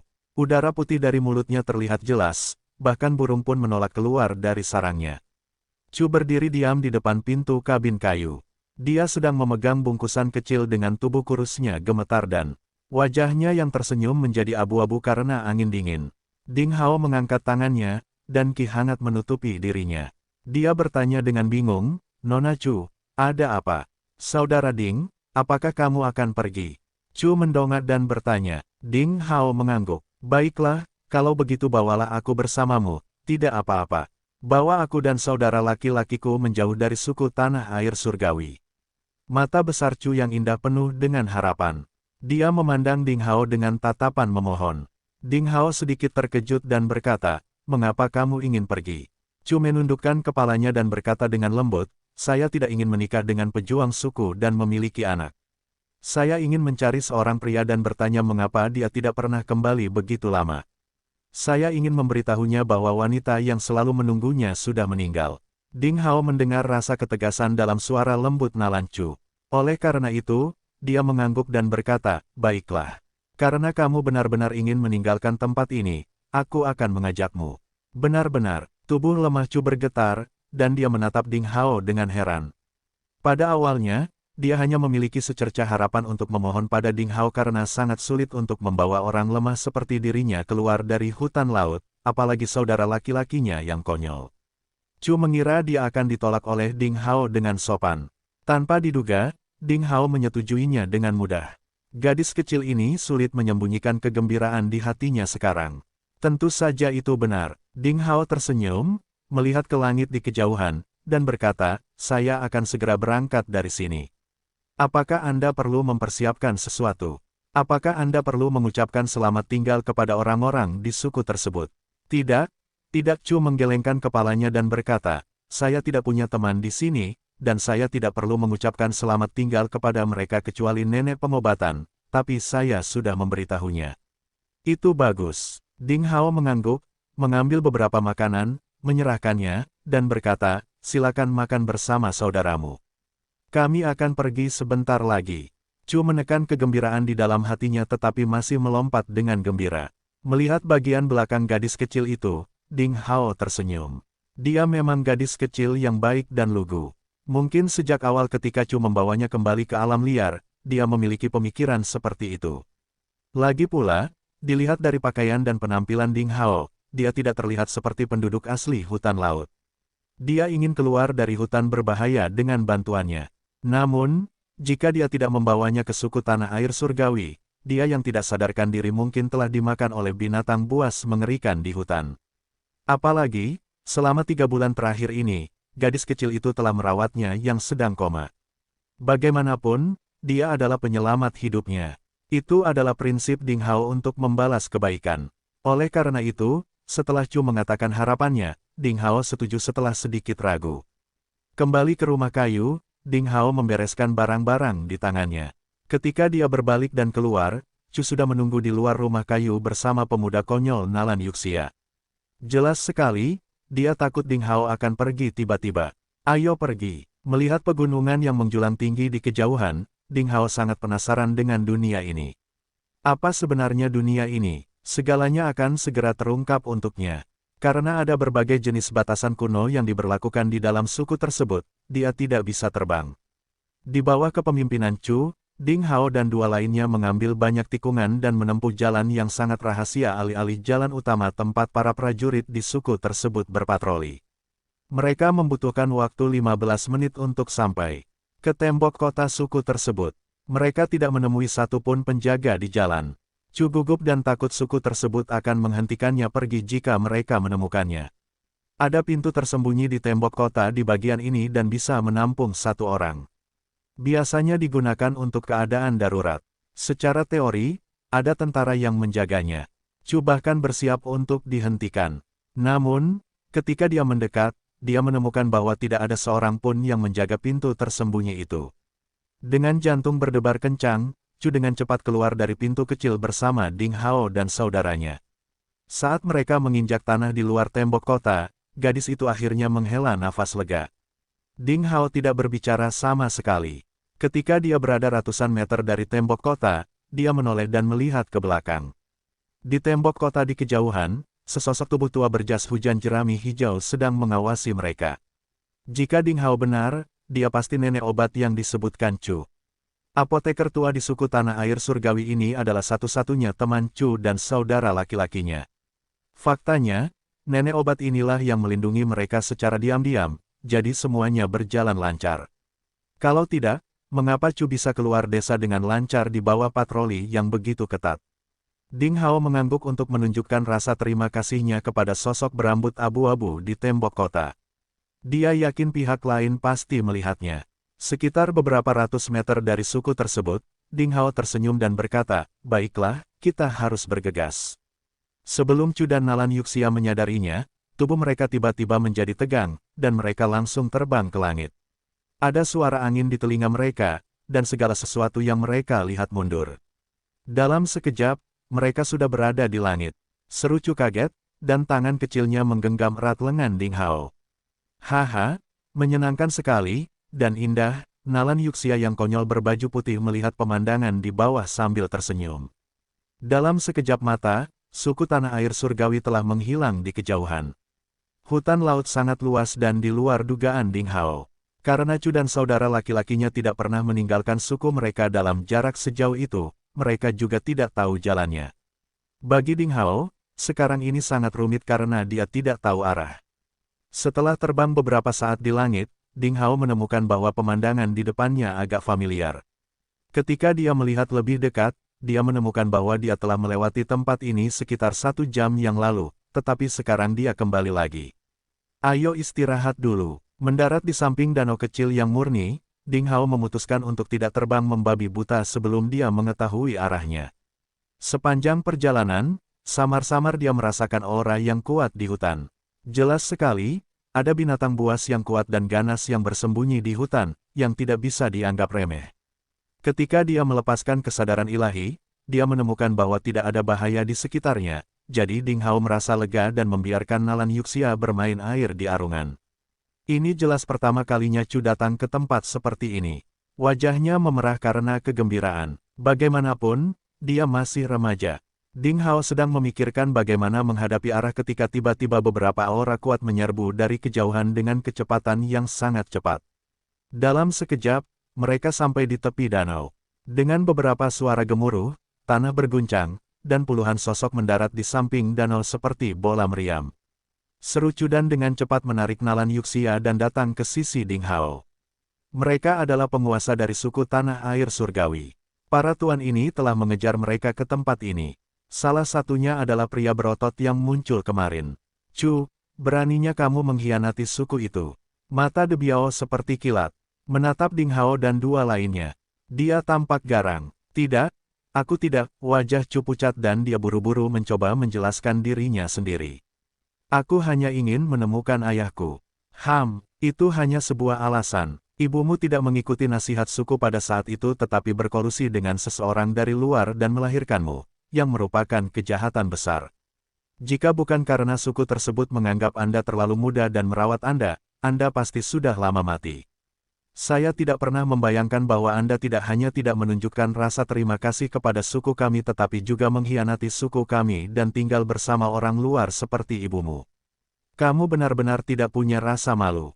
Orang kuat itu berteriak dengan suara menggelegar. Kamu tidak bisa mengkritik ibuku. Pemuda konyol berjubah putih tiba-tiba marah. Dia mengambil batu dan melemparkannya ke arah orang kuat itu. Dasar bodoh, beraninya kamu menjadi begitu sombong. Pria berotot De Biao menjentikkan jarinya ke sebuah batu kecil. Batu kecil itu melayang di udara dan memantul kembali lebih cepat. Ia merobek kehampaan dan melesat ke arah saudara laki-laki konyol Nalan Chu. Suara yang tajam dan menusuk menyerupai suara panah memecah kesunyian. Mata Ding Hao berbinar. Bang! Ketika batu kecil itu berjarak 3 meter dari Ding Hao, batu itu sepertinya menabrak dinding Qi yang tidak terlihat. Itu meledak menjadi bubuk dan tersebar di udara. Dengan statusmu, tidak perlu menyerang seorang anak kecil, kata Ding Hao sambil tersenyum. De Biao tertawa dingin. Kamu adalah orang luar, Anda tidak pantas ikut campur dalam urusan suku tanah air surgawi. Ding Hao tidak berkata apa-apa lagi. Sebaliknya, dia berbalik untuk melihat orang lain dan berkata, kamu membawa banyak orang bersamamu. Apakah Anda menangkap kami dan membawa kami kembali? Pria yang diajak bicara Ding Hao berusia 40-an. Dia mengenakan armor binatang dengan aura angin yang bergelombang. Rambut pendeknya terangkat ke langit seperti jarum baja. Otot wajahnya, yang sepertinya terbuat dari besi cair, menunjukkan sepenuhnya bentuk kuatnya. Dia menatap Ding Hao dengan matanya yang setajam elang saat dia berkata, orang luar, kamu tidak punya hak untuk ikut campur dalam urusan internal kami. Tidak apa-apa jika Anda ingin pergi, tetapi mengapa Anda mengambil orang-orang dari suku tanah air surgawi? Ding Hao tersenyum dan berkata, Chu dan Yuxia akan menemukan ayah mereka, jadi aku harus membawa mereka pergi. Dia terlahir sebagai anggota suku tanah air surgawi dan harus mati di sini. Tanpa izin dari pemimpin suku, dia tidak bisa pergi. Pria parubaya itu mencibir, sebagai wanita dari suku tanah air surgawi, dia harus mengorbankan dirinya demi kelangsungan suku. Karena Chu belum melahirkan anak untuk sukunya, dia tidak diizinkan pergi. Mendengar perkataan pria itu, wajah Nalan Chu menjadi pucat dan dia mulai gemetar. Baiklah, Ding Hao mengangguk dan berkata dengan tenang, kalau begitu, silakan kembali untuk memberitahu pemimpinmu bahwa aku akan membawa Chu pergi. Dia seharusnya menyetujuinya saja. Beraninya kamu. Pria parubaya itu sangat marah. Kamu pikir kamu siapa? Beraninya kamu berbicara kepadaku dengan nada seperti itu. Pria kekar Debiao tertawa dingin. Dia mengambil satu langkah ke depan dan berkata, orang luar yang bodoh. Anda sedang mendekati kematian. Nalan Chu gemetar. Dia tidak bisa menahan getaran dalam suaranya saat dia tiba-tiba melangkah maju dan berkata, tidak, itu bukan salahnya. Saya memohon kepada saudara Ding untuk membawa kami pergi. Tolong jangan mempermalukan saudara Ding. Aku bersedia kembali bersamamu. Saya akan melakukan apapun yang Anda ingin saya lakukan. Dia tidak ingin membuat Ding Hao mendapat masalah. Chu sangat menyadari betapa kuatnya para pejuang di suku tersebut, terutama pria berotot Debiao dan pria parubaya sama menakutkannya dengan dewa di matanya sehingga tidak ada yang bisa mengalahkan mereka. Meskipun dia ingin melarikan diri dari hutan laut untuk mencari ayahnya, dia tidak ingin membuat Ding Hao mendapat masalah.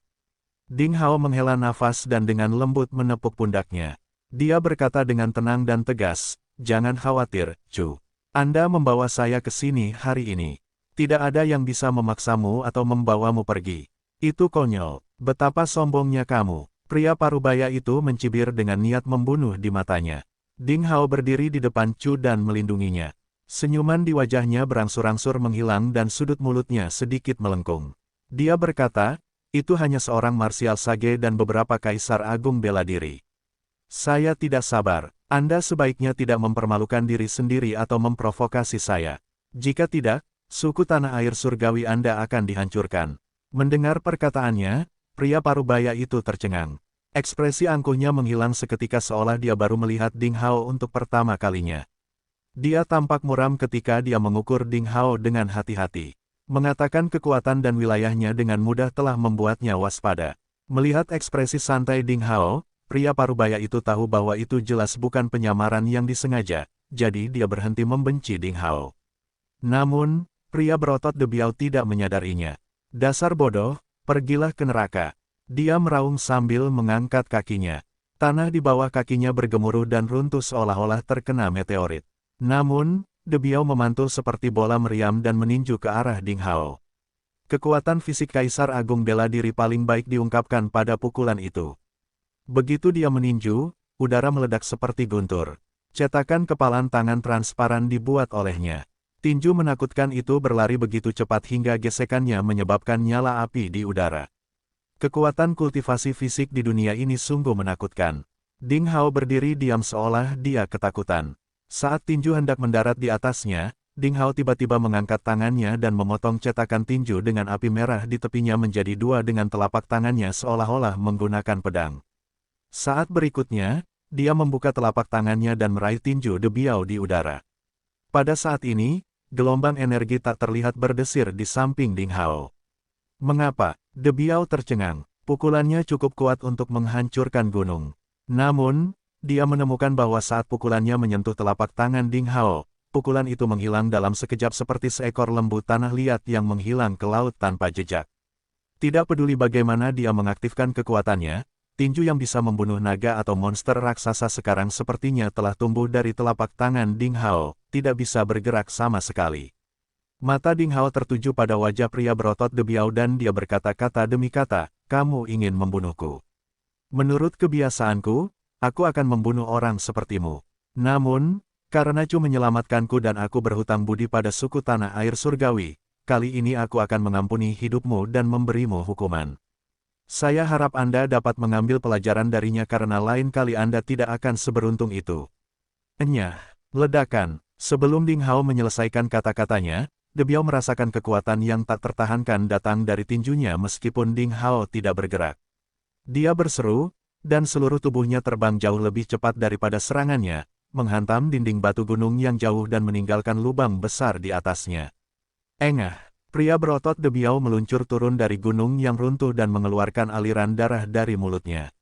Meski dia hampir tidak bisa berdiri, dia tampak putus asa. Jelas sekali, dia terluka parah. Lord Debiau, melihat dia terluka, para prajurit dari suku Tanah Air Surgawi melangkah maju dan bergegas untuk menahannya. Bunuh dia, beraninya kamu menyakiti tuan dari suku Tanah Air Surgawi. Prajurit suku lainnya bergegas menuju Ding Hao dengan kaget dan marah. Berhenti, kembalilah, kalian semua. Pria parubaya yang diam itu tiba-tiba berteriak keras, memerintahkan para prajurit yang menyerbu untuk mundur. Ding Hao tenang dan dia tidak mengatakan apapun. Sepertinya aku meremehkanmu. Pria parubaya itu tampak berwibawa ketika mengatakan itu. Saya tidak menyangka Anda menjadi begitu kuat di usia muda. Namun, Anda telah melukai tuan dari suku Tanah Air Surgawi saya. Ini belum berakhir. Anda harus membayar harganya. Ding Hao mencibir, kamu memburuku atas nama berburu Chu, bukan? Haha, terkadang terlalu serakah bukanlah hal yang baik. Beraninya suku Tanah Air Surgawi kecil mengingini rahasiaku. Sebaiknya kau menyerah, dan aku tidak akan membuatmu mendapat masalah. Kalau tidak, ngomong-ngomong, Ding Hao menyeringai, giginya yang seputih salju bersinar seperti bilah tajam di bawah sinar matahari. Dia melanjutkan, jika kamu mendorongku terlalu keras, aku khawatir tidak akan ada suku Tanah Air Surgawi di hutan laut mulai sekarang. Sebelum Ding Hao menyelesaikan kata-katanya, pasukan boneka logam yang menyala tiba-tiba muncul di belakangnya tanpa tanda. Itu adalah pasukan logam menyala yang terdiri lebih dari 500 boneka. Tubuh besar setiap boneka logam tampak ganas dan dingin di bawah sinar matahari, dan nyala api di tubuh mereka bahkan lebih aneh lagi seolah-olah itu adalah pasukan kematian dari neraka. Saat pasukan berada di tepi danau yang tenang, ki yang mengerikan dan jahat naik ke langit dalam sekejap. Itu adalah pasukan api pembasmi surga. Itu adalah pasukan logam yang diperoleh Ding Hao dalam pertempuran di kota Sungai Qing. Setiap boneka logam memiliki kemampuan tempur seperti Kaisar Agung bela diri. Itu terbuat dari bahan ilahi dan sangat kuat. Ia memiliki kemampuan tempur untuk menaklukkan segalanya. Bagi para pembudidaya yang hanya melakukan budidaya fisik, pasukan logam seperti itu dilahirkan untuk mengalahkan mereka. Pupil pria parubaya itu tiba-tiba menyusut, dan jejak kengerian muncul di kedalaman matanya. Dia bisa merasakan betapa menakutkannya pasukan logam itu. Bagi suku Tanah Air Surgawi, pasukan yang terdiri lebih dari 500 boneka perang dengan kemampuan tempur lebih dari 500 Kaisar Agung bela diri jelas merupakan musuh yang mengerikan. Di seluruh suku, hanya ada lusinan pembudidaya fisik di ranah Kaisar Agung bela diri. Kesenjangan kuantitas di antara mereka terlalu besar. Terlebih lagi, kekuatan Ding Hao tidak terduga. Tidak ada yang tahu apakah dia memiliki boneka yang lebih mengerikan. Sekarang semua orang di suku tersebut menyadari bahwa mereka telah bertemu dengan seorang guru sejati, dan berada dalam masalah besar. Pria parubaya dan prajurit lain dari suku Tanah Air Surgawi saling memandang dengan cemas, punggung mereka dipenuhi keringat dingin. Debiau yang putus asa juga terkejut dan takut. Baru pada saat itulah mereka menyadari bahwa kekuatan pemuda misterius ini begitu menakutkan. Karena dia bisa mengendalikan pasukan boneka logam, dia pasti berasal dari salah satu suku super legendaris atau sekte asing dengan kekuatan yang tak ada habisnya. Untuk keberadaan seperti Ding Hao, suku kecil seperti suku Tanah Air Surgawi tidak layak untuk disebutkan. Pada saat inilah mereka akhirnya menyadari bahwa mereka tidak seharusnya menantang pemuda misterius di depan mereka. Ding Hao memandang semua orang sambil tersenyum dan sangat puas dengan tanggapan mereka. Yah, sepertinya kamu telah menyadari sesuatu. Itu dia, saya tidak akan memeriksanya lagi. Sekarang aku akan membawa Nalan Chu dan Nalan Yuxia bersamaku. Jika mereka ingin kembali ke suku Tanah Air Surgawi di masa depan, saya tidak akan menghentikan mereka. Anda sebaiknya tidak mengikuti kami atau membuat masalah. Jika tidak, bahkan jika patriarkmu di alam sage tingkat menengah dan tetua lain di alam sage ada di sini, mereka tidak akan mampu menahan pukulan dariku. Begitu dia selesai berbicara, sinar kemasan bersinar, dan pasukan api pemusnah surga menghilang. Pria parubaya itu membuka mulutnya tetapi tidak bisa berkata apa-apa.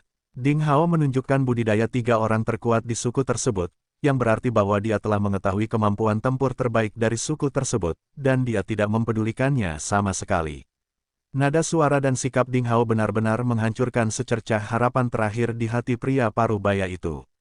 Ding Hao menggandeng Nalan Chu dengan tangan kirinya dan Nalan Wuxia dengan tangan kanannya. Kemudian, mereka berbalik dan pergi. Setelah beberapa langkah, Ding Hao sepertinya memikirkan sesuatu. Dia berbalik dan berkata, ngomong-ngomong, jika saya ingin keluar dari hutan laut secepat mungkin, ke arah mana saya harus pergi? Ah, pergi saja ke timur. Pria parubaya itu tertegun, tidak menyangka Ding Hao akan tiba-tiba menanyakan hal itu. Dia tanpa sadar menunjuk ke sebuah pohon besar yang sangat aneh di tepi danau di kejauhan dan berkata, daun dari pohon jenis ini selalu mengarah ke timur. Sangat mudah untuk mengenali arahnya. Ding Hao tersenyum padanya dan berkata, terima kasih. Saat berikutnya, dengan kilatan cahaya yang mengalir, Ding Hao, Nalan Chu dan Nalan Yuxia menghilang dari tepi danau. Saat angin sepoi-sepoi bertiup, para pejuang dan penguasa suku tanah air surgawi menggigil. Pria parubaya itu juga menggigil dan masih merasa takut dan marah. Pada saat kritis tadi, sebagai pemimpin absolut di alam sage, dia dikejutkan oleh tatapan mata pemuda itu seolah-olah seorang anak kecil yang melakukan kesalahan melihat orang tuanya. Dia bahkan tidak berani mengucapkan sepatah kata pun. Apakah aku benar-benar terintimidasi oleh seorang junior? Tiba-tiba, saat aliran cahaya melintas di langit, sesosok tubuh berlengan satu muncul di depan mereka. Suatu kehormatan bertemu dengan Anda, Penatua Leng Yun. Para prajurit suku tanah air surgawi menundukkan kepala dan membungkuk. Di mana dia? Leng Yun bertanya dengan cemas. Pria parubaya itu menghela nafas dan menceritakan apa yang terjadi secara detail tanpa menyembunyikan apapun. Pada akhirnya, dia berkata, Pak Tua, sepertinya saya harus menuruti nasihat Anda. Leng Yun tertegun dan berkata dengan emosional, untungnya, tidak ada hal serius yang terjadi. Meskipun saya tahu Anda melakukan itu demi suku, Anda benar-benar harus berhenti bersikap impulsif. Untungnya, kali ini keadaan tidak dapat didamaikan. Latar belakang pemuda itu misterius, dan dia jelas bukan orang biasa. Kita tidak boleh menyinggung perasaannya. Hari ini, dia membawa pergi Ah Chu, dan itu sesuai dengan ekspektasiku. Saat anggota keluarga Nalan mengalir, cepat atau lambat dia akan pergi dari sini. Kami membantu Ding Hao dengan melepaskan Chu. Mungkin ini akan menjadi peluang bagus di masa depan. Pria parubaya itu mengangguk, mendengarkan ceramahnya dengan rendah hati. Pria parubaya itu adalah King Ye, yang juga merupakan tetua suku sebagai Leng Yun. Namun, orang-orang takut padanya karena sifatnya yang buruk. Hari ini, dia telah meremehkan Ding Hao dan berada dalam posisi yang sangat dirugikan, jadi dia akhirnya mulai merenungkan dirinya sendiri. Yah, kamu bisa kembali. Beritahu yang lain untuk memperlakukan Ding Hao, Nalan Chu, dan Nalan Yuxia dengan hormat jika ada pejuang suku yang melihat mereka di masa depan. Jangan berdebat atau berkelahi dengan mereka. Mereka yang tidak mematuhi perintah saya akan dihukum berat. Pergi saja. Leng Yun memberi perintah dan kembali bersama para prajurit suku tanah air surgawi. Angin bersiul di telinga mereka dan gunung-gunung yang menjulang tinggi di bawahnya mundur dengan cepat. Chu mencengkeram lengan baju Ding Hao erat-erat dan memandang Ding Hao dengan kagum. Dia tidak menyangka bahwa pemuda yang dibawanya kembali dari hutan belantara akan menjadi begitu kuat begitu dia bangun setelah tidur selama 3 bulan penuh. Bahkan Penatua King Ye, salah satu prajurit terkuat di suku tersebut, tercengang olehnya. Sekarang, sepertinya dia akhirnya bisa memenuhi keinginannya untuk keluar dari hutan laut untuk mencari ayahnya. Di sampingnya, Nalan Yuxia sepertinya tidak tertarik dengan apa yang terjadi. Setelah makan beberapa kaki binatang panggang, dia berbaring di samping Ding Hao dan tertidur. Ding Hao menciptakan perisai kekuatan dalam jarak 5 meter di sekitar mereka, membungkus Nalan Chu dan saudara laki-lakinya di dalamnya. Mereka bergerak ke arah timur dengan kecepatan kilat. Medan hutan samudera sangat terjal. Puncak yang tingginya puluhan ribu meter itu dimasukkan ke dalam awan. Mereka luar biasa, dengan pepohonan kuno yang rimbun dan udara yang kotor. Terdapat raksasa-raksasa kuno yang sangat ganas dan kuat, beberapa di antaranya bahkan telah memasuki alam sage dan mendominasi wilayah mereka sebagai raja. Beberapa puncak gunung begitu megah bahkan menghalangi sinar matahari, menutupi puluhan ribu meter dari permukaan tanah.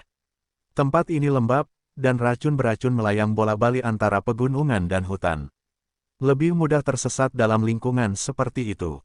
Terlebih lagi, Ding Hao sangat buruk dalam menentukan arah. Ding Hao secara tidak sengaja memasuki wilayah binatang raksasa itu beberapa kali dan diserang dengan ganas. Pada akhirnya, dia harus melarikan diri bersama Chu dan kakaknya karena malu. Semakin jauh mereka pergi, Ding Hao semakin ketakutan. Dia melihat banyak sekali raksasa punah yang hanya ada dalam legenda di tanah tanpa batas. Mereka semua adalah spesies yang masih hidup di tanah yang tidak diketahui di zaman kuno. Selain itu, mereka terlahir sebagai makhluk primitif terkuat di dunia dan memiliki kekuatan magis untuk mengendalikan alam. Tidak seperti anggota klan iblis, tubuh mereka seperti gunung dan sangat menakutkan.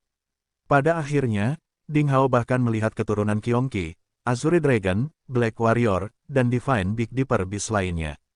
Para penguasa kuno ini muncul di hutan dan pegunungan, masing-masing menempati area seluas hampir 10.000 mil. Mereka bertanggung jawab atas banyak spesies yang masih hidup di tanah tanpa noda seperti Raja Tertinggi. Jelas sekali, mereka telah membentuk kekuatan dan wilayah dengan ukuran berbeda dan terjadi perang di antara mereka seperti dalam masyarakat manusia. Namun, dengan kekuatan Ding Hao, sebagian besar waktu, dia dengan patuh melewati wilayah binatang suci ini. Untungnya, metode budidaya main esensial dapat membantu Ding Hao menyembunyikan dan mengubah auranya dengan mudah. Terkadang, mereka melewati beberapa suku klan manusia. Suku-suku ini hampir sama dengan suku tanah air surgawi. Prajurit yang kuat memiliki status tinggi di suku tersebut, dan hampir semua ahli fokus pada budidaya fisik. Kekuatan fisik mereka luar biasa dahsyat. Ding Hao bahkan pernah bertemu dengan seorang kultivator dengan budidaya fisik marsial sage terkuat. Namun, dalam hal budidaya Qi, para pejuang suku-suku ini tertinggal dari suku lainnya. Tampaknya budidaya fisik lebih populer di dunia ini. Ding Hao tidak mencoba melakukan kontak dengan suku-suku tersebut, karena banyak dari mereka yang sangat waspada terhadap orang luar di hutan yang berbahaya dan mengerikan ini, dan sulit untuk bergabung dengan kehidupan mereka. Ding Hao hanya mengamati semuanya secara rahasia dan terus menyempurnakan pemahamannya tentang dunia ini. Beberapa kali ketika Ding Hao tersesat di hutan, dia melihat beberapa suku diserang oleh binatang buas tersebut. Saat pertempuran sengit terjadi, mayat berserakan di mana-mana dan darah mengalir seperti sungai. Orang biasa yang tak terhitung jumlahnya menjadi makanan para binatang raksasa. Klan manusia berada pada posisi yang sangat dirugikan dalam lingkungan seperti itu. Begitu suatu suku dilanggar, sebuah klan akan punah. Ding Hao diam-diam telah menyelamatkan nyawa beberapa orang dari suku di klan manusia beberapa kali, tapi itu jelas hanya metode yang sama sekali tidak memadai dalam menghadapi situasi yang parah. Orang-orang selalu menemui hal seperti itu di hutan laut. Pohon raksasa aneh yang disebutkan King Ye adalah hal biasa di hutan. Ujung daunnya memang mengarah lurus ke timur. Dengan trik kecil ini, Ding Hao tersandung ke depan dan tidak tersesat. Mereka banyak mengalami pengalaman berbahaya selama perjalanan lebih dari 2 bulan. Mereka hampir ditelan raksasa liar beberapa kali. Untungnya, mereka akhirnya sampai di pinggiran hutan laut. Pegunungannya tidak terlalu curam, dan pepohonan lambat laun menjadi jarang. Ketika mereka keluar dari hutan terakhir, Ding Hao, Nalan Chu dan saudara laki-lakinya berdiri di puncak yang rendah dan melihat ke kejauhan. Akhirnya, mereka melihat padang rumput luas di kejauhan. Mereka bisa melihat segala sesuatu di dataran datar, yang membuat mereka lega. Kami akhirnya keluar dari hutan laut. Ding Hao tidak bisa menahan diri untuk tidak berteriak kegirangan. Apakah itu berarti mereka bisa melihat kota-kota klan manusia di dataran? Jika Ding Hao ingin tahu tentang dunia, dia harus masuk ke dalam masyarakat klan manusia sepenuhnya. Dia percaya bahwa kota-kota di daerah dataran jauh lebih terbuka daripada suku-suku hutan yang terpencil dan konservatif, dan lebih mudah untuk menyelinap masuk untuk mempelajari lebih lanjut tentang dunia ini. Jika Dewa Perang tertinggi wilayah tengah dan ahli alam ilahi lainnya ada di dunia ini, mereka pasti akan mengejutkan semua kekuatan dengan kekuatan mereka. Sosok yang luar biasa dan mempesona akan dikenali kemanapun dia pergi. Mereka pasti tidak akan diketahui. Ding Hao percaya bahwa dia dapat menemukannya selama dia menemukan beberapa petunjuk. Setelah istirahat sejenak di puncak terakhir, Ding Hao memanggil senjata ajaibnya, sepeda motor Black Lightning, membawa Nalan Chu dan Nalan Yuxia. Mereka terbang keluar dari hutan dan menuju ke kedalaman padang rumput, 10 meter di atas tanah dengan kecepatan kilat. Akhirnya ada tanda-tanda aktivitas manusia. Kota putih besar milik klan manusia muncul di kejauhan. Ketika Ding Hao melihatnya, dia mulai bersemangat. Dalam sekejap mata, mereka sampai di kota yang mereka lihat. Itu adalah jalan yang sibuk penuh dengan pejalan kaki yang datang dan pergi. Banyak dari mereka tampaknya adalah anggota karavan atau penggarap nakal. Mereka menunggu dalam antrean panjang di depan gerbang kota untuk diperiksa satu persatu memasuki kota. Ding Hao, bersama Chu dan Nalan Yuxia mengantri secara berurutan. Ding Hao bisa mendengar diskusi orang banyak di sekitarnya. Apa yang terjadi akhir-akhir ini? Mengapa pemeriksaan di gerbang kota-kota wilayah utara begitu ketat? Apa kamu tidak tahu itu? Dalam setengah tahun terakhir, hal-hal aneh telah terjadi di mana-mana di benua ini. Bintang-bintang yang terbakar berjatuhan dari langit. Seorang peramal berkata bahwa itu adalah reinkarnasi dari bintang iblis dan akan membuat dunia mendapat masalah. Istana Dewa telah mengeluarkan perintah tegas untuk mencari bintang iblis yang bereinkarnasi di mana-mana. Tidak hanya kota wilayah utara tetapi juga sekte besar lainnya, kota besar dan kecil tidak berani mengabaikannya. Jadi bintang yang turun dari langit adalah reinkarnasi dari bintang iblis. Kalau begitu, ini benar-benar suatu kebetulan. Setengah tahun lalu, saya pernah melihat fenomena aneh bintang jatuh di kawasan misterius. Bola api besar, sebesar gunung, jatuh dari langit dengan kekuatan yang menakutkan. Itu menghantam gerbang sekte pedang ilahi dan hampir menghancurkannya. Pemimpin sekte dari sekte pedang ilahi sangat marah dan menjelajahinya bersama para master sekte tersebut. Tanpa diduga, di dalam bola api itu ada sosok yang dengan mudah menerobos blokade master sekte pedang ilahi dan menghilang. Oh! Sekte Pedang Ilahi adalah sekte terbesar dalam jarak ribuan mil yang memiliki beberapa master tingkat dewa. Sulit dipercaya bahwa ia tidak dapat menghentikan bintang iblis itu. Jadi itu berarti sosok itu adalah reinkarnasi dari bintang iblis. Itu pasti bintang iblis. Bintang iblis baru saja bereinkarnasi. Mengapa ini begitu kuat? Konon dalam setengah tahun terakhir, setidaknya ratusan bola api besar jatuh dari langit sehingga menimbulkan gelombang guncangan di mana-mana. Mungkinkah ratusan bintang iblis bereinkarnasi? Jika demikian, dunia ini akan berada dalam kekacauan total. Ini memang merupakan hal yang penting. Kalau tidak, Istana Dewa tidak akan terlalu memperhatikannya. Pernah ada ramalan kuno yang mengatakan, bintang iblis muncul, Istana Dewa runtuh. Mungkinkah ramalan itu akan menjadi kenyataan? Terjadi diskusi hangat di antara kerumunan. Mendengar kata-kata mereka, Ding Hao merasa kaget. Karena Chu pernah berkata bahwa setengah hari sebelum dia muncul di suatu tempat dekat suku Tanah Air Surgawi, ada juga bola api yang jatuh dari langit. Suku Tanah Air Surgawi curiga bahwa Ding Hao ada hubungannya dengan bola api yang mengerikan itu, tetapi mereka tidak menemukan jejaknya di tempat dia ditemukan, jadi mereka harus melepaskannya. Namun, diskusi yang didengarnya sejalan dengan beberapa spekulasi.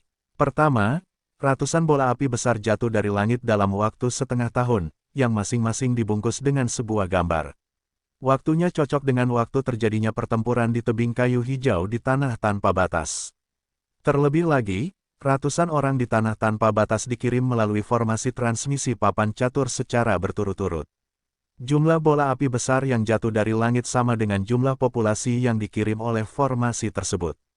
Mungkinkah? Ding Hao terlintas dalam sebuah pikiran.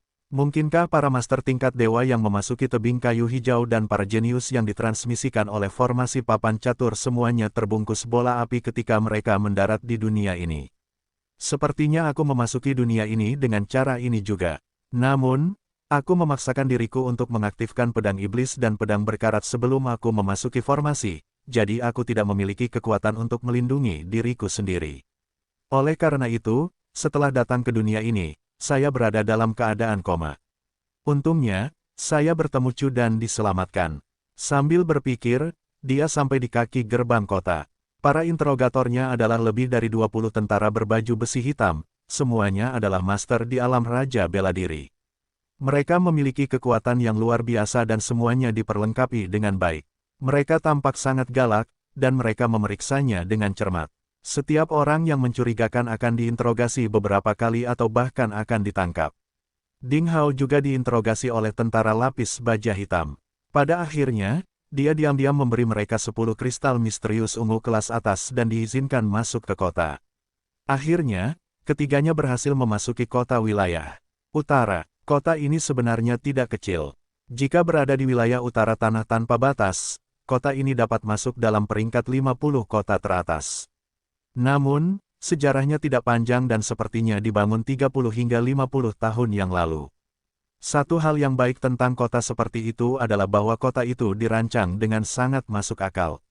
Jalanannya lebar dan bloknya berbentuk persegi. Kota pasar dan kawasan pemukiman dipisahkan, dan bangunannya pada dasarnya berbentuk persegi. Kota ini dibagi menjadi beberapa kotak dengan berbagai ukuran melalui jalan yang saling bersilangan. Kota ini jelas dibangun pada suatu waktu. Tentara berbaju hitam berpatroli bola-balik secara teratur di kota, dan ada juga kamp militer megah di kejauhan, yang tampak seperti benteng militer. Ding Hao merasakan kekuatan mengerikan yang tersembunyi di bawah tanah di seluruh kota, yang merupakan formasi prasasti yang dipasang di bawah tanah. Bahkan beberapa bangunan dan papan tulis diukir dengan tulisan tersembunyi. Setelah semua titik penting kota diaktifkan, kekuatan pertahanan dan serangan yang mengerikan akan meledak.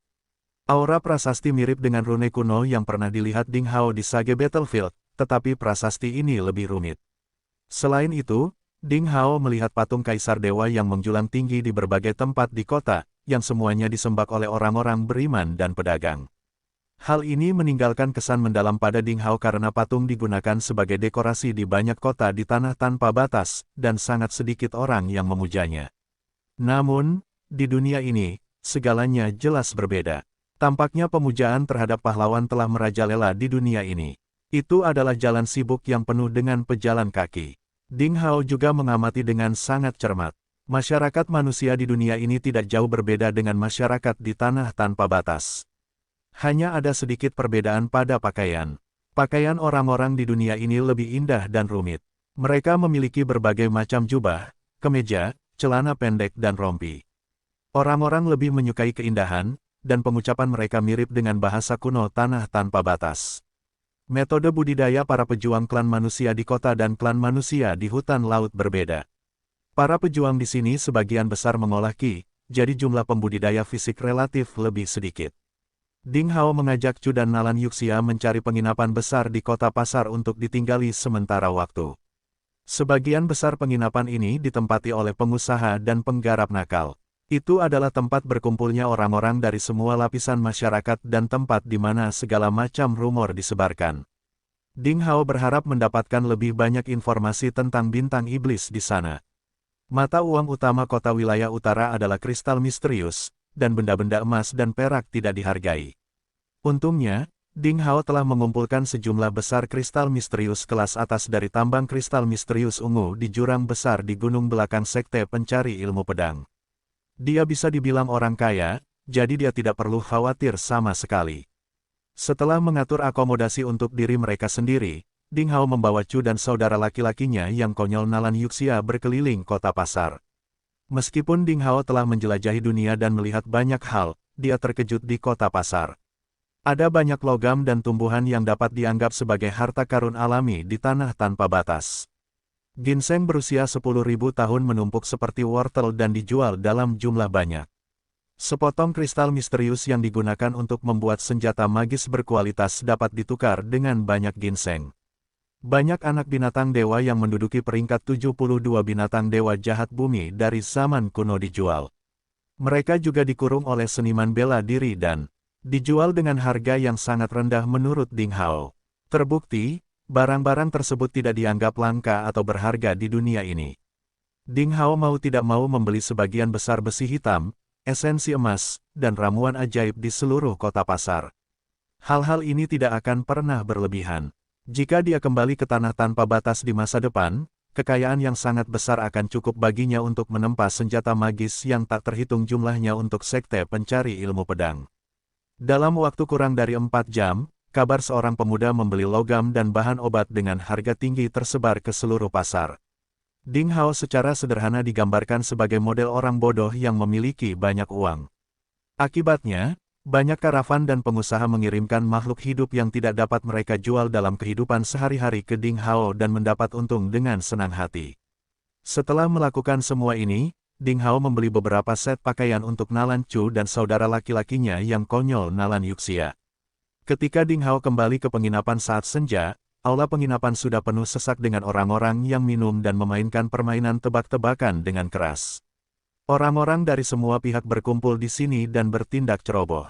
Ding Hao berkata kepada Nalan Chu, "Chu, bawa adikmu ke kamar untuk berganti pakaian. Lalu turunlah ke bawah untuk makan malam." Wanita muda itu mengangguk dan dengan patuh menarik Nalan Yuxia yang konyol itu menaiki tangga.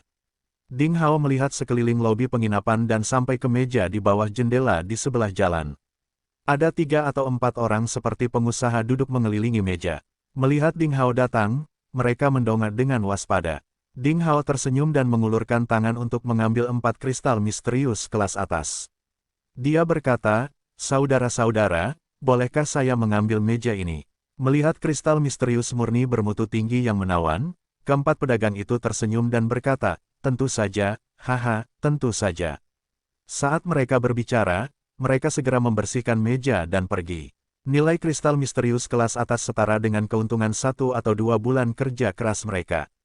Pengusaha sangat menghargai keuntungan. Mereka bisa mendapatkan 1 kristal misterius hanya dengan memberikan tempat duduk, jadi mereka pasti tidak akan menolak lamaran Ding Hao. Ding Hao berterima kasih kepada mereka dan duduk untuk meminta pelayan menerima pesanannya. Orang-orang di sekitar melihat apa yang telah dilakukan Ding Hao, dan mereka tidak bisa tidak melihatnya beberapa kali lagi. Dia membagikan 4 kristal misterius untuk tempat duduk. Orang seperti ini kaya atau bangsawan. Meskipun Ding Hao berpakaian sederhana, temperamen istimewanya membuatnya semakin misterius. Orang-orang dari berbagai lapisan masyarakat berkumpul di aula. Melihat kemurahan hati Ding Hao, beberapa orang memutuskan untuk melakukan sesuatu. Ding Hao memperhatikan semuanya dan tidak mengucapkan sepatah kata pun. Sebaliknya, dia mendengarkan suara-suara di sekitarnya dan mengumpulkan informasi yang berguna bagi dirinya sendiri. Momen dan peristiwa seperti itu memberinya kesempatan terbaik untuk mencari kabar angin. Percakapan di meja tidak jauh dari situ menarik perhatian Ding Hao. "Hei, pernahkah kamu mendengar bahwa pasukan Istana Dewa di kota wilayah utara telah menangkap bintang iblis yang bereinkarnasi?" Kudengar itu seorang wanita. Tidak heran kota ini dijaga sangat ketat saat ini. Apakah mereka takut kaki tangan wanita itu akan datang menyelamatkannya? Dikatakan bahwa Istana Dewa telah mengirimkan master untuk menahan bintang iblis wanita ini ke markas Istana Dewa lusa. Menurut praktik yang biasa dilakukan Istana Dewa, mereka harus membunuhnya. Orang-orang di meja sedang berdiskusi dengan suara rendah. Ding Hao punya ide di benaknya. Apakah ada yang disebut bintang iblis bereinkarnasi yang ditahan di kota? Ini adalah kesempatan bagus bagi saya. Saya harus mencari tahu apakah tebakan saya sebelumnya benar. Jika saya bisa melihat bintang iblis itu, saya akan tahu apakah dia berasal dari tanah tanpa batas. Dengan cara ini, semua misteri bisa terpecahkan. Sepertinya aku harus menemukan cara untuk melihat bintang iblis itu. Namun, dengan cara ini, saya pasti akan menghadapi apa yang disebut tentara Istana Dewa. Menurut informasi yang saya peroleh, Istana Dewata adalah raksasa di dunia dengan kekuatan luar biasa. Ada banyak master di dalamnya. Memprovokasinya seperti menusuk sarang lebah dengan tongkat, dan akan ada masalah yang tak ada habisnya di masa depan. Saya harus menemukan solusi yang baik dan saya tidak bisa bertindak gegabah. Saat Ding Hao diam-diam merencanakan, dia tiba-tiba mendengar jeritan tajam di koridor di atas lobi. "Siapa bocah ini? Kamu terlalu bejat. Beraninya kamu menyentuh nona mudaku. Apakah kamu mendekati kematian?" Suaranya yang melengking seperti suara ayam langsung menarik perhatian semua orang. Kemudian Ding Hao mendengar suara ketakutan dan lemah meminta maaf berulang kali, berkata, "Maaf. Adikku agak konyol. Dia tidak bermaksud melakukan itu. Saya minta maaf kepada Anda. Kami benar-benar minta maaf." Ding Hao sedikit mengernyit. Nalan Chulah yang meminta maaf. Tamparan keras di wajahnya. Jelas sekali, Nalan Chu ditampar wajahnya. Belakangan, seorang wanita lain yang dingin dan sombong berkata, "Nenek Rong, jangan berdebat dengan dua belatung rendahan ini. Siapapun yang menyentuh pakaian saya harus dipotong tangannya. Ngomong-ngomong, aku tidak suka mata gadis kecil ini. Mereka terlalu cantik. Bagaimana seseorang yang rendah hati seperti budak bisa memiliki mata yang begitu indah?" Cungkil matanya. Itu adalah seorang wanita yang suaranya merdu. Namun, perkataannya kejam dan kejam sehingga membuat orang ketakutan. "Baik, Nyonya," jawab wanita dengan suara melengking itu. Bang! Ledakan keras. Sesaat kemudian, dengan serpihan kayu dan debu beterbangan di mana-mana, dua sosok terbang keluar dari koridor di atas lobi dan jatuh seperti karung pasir. Kerumunan yang hadir berseru. Saat Ding Hao mengulurkan tangannya dan menariknya, kekuatan tak terlihat menyembur keluar dan membawa kedua sosok itu ke sisinya. Mereka sebenarnya adalah Nalan Chu dan Nalan Yuxia. Wajah cantik Nalan Chu berubah cemas dan pucat. Sidik tangan yang jelas muncul di wajahnya dan separuh wajahnya bengkak total. Namun, tubuh Nalan Yuxia sedikit gemetar. Matanya berkedip dan kemudian menjadi kosong. Pembuluh darah biru menonjol di telapak tangannya. Daging di telapak tangannya terbelah dan darah dari lukanya muncrat. Ding Hao tenggelam dalam pikirannya. Faktanya, semua yang terjadi barusan berada di bawah pengawasan Divine Sense-nya. Wanita tua bernama Nenek Rong memiliki kekuatan luar biasa dan telah memasuki alam kaisar bela diri. Saat hendak mencungkil mata Nalan Chu, Nalan Yuxia yang tadinya konyol sepertinya terbangun tiba-tiba. Dia menamparkan dengan kedua telapak tangannya dan bertabrakan dengan Nenek Rong. Sebuah kekuatan yang kuat meledak dan benar-benar memukul mundur Nenek Rong. Namun, Nalan Yuxia masih mengigau dan sepertinya tidak mampu sepenuhnya mengendalikan kekuatannya sendiri. Jadi, saat kekuatan mundur datang, dia terlempar bersama Nalan Chu dan jatuh ke tanah. Telapak tangannya terluka ringan dan pakaian di punggungnya hancur karena energi. Mungkin ada beberapa rahasia yang tersembunyi pada Nalan Yuxia. Sesaat kemudian, dengan hembusan angin, 6 sosok melompat turun dari koridor. Mereka adalah Nenek Rong, wanita kejam, dan teman-temannya. Nenek Rong adalah seorang wanita tua berusia 50-an, dengan wajah gemuk dan tubuh kuat. Di bawah alisnya yang berbentuk sapu, mata kecilnya bersinar tajam. 4 wanita tua lainnya di sampingnya juga berpakaian sama dengannya, semuanya adalah wanita garang dengan baju besi lembut. Kepala suku adalah seorang gadis muda berusia 15 atau 16 tahun yang mengenakan perhiasan. Dia memiliki wajah yang cantik, tapi dia terlihat acuh tak acuh. Alisnya penuh permusuhan. Jelas sekali, dia manja dan melanggar hukum. Kalau tidak, kata-kata kejam dan acuh tak acuh itu tidak akan keluar dari mulutnya. Orang-orang di penginapan sepertinya menyadari sesuatu dan segera terdiam untuk makan. Rupanya, mereka sangat takut pada wanita-wanita ini. Kau menyelamatkan kedua pelacur ini. Apakah kamu tuan mereka? Kilatan di mata Nenek Rong menjadi ganas.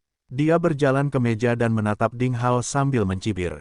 Saudara Ding, kami tidak melakukannya dengan sengaja. Nalan Chu sangat cemas hingga dia hampir menangis. Dia berkata, adikku tidak sengaja mendorongnya.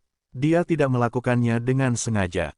Ding Hao tersenyum. Dia menunjuk ke kursi di sebelahnya dan berkata, ini masalah sepele dan tidak perlu dikhawatirkan.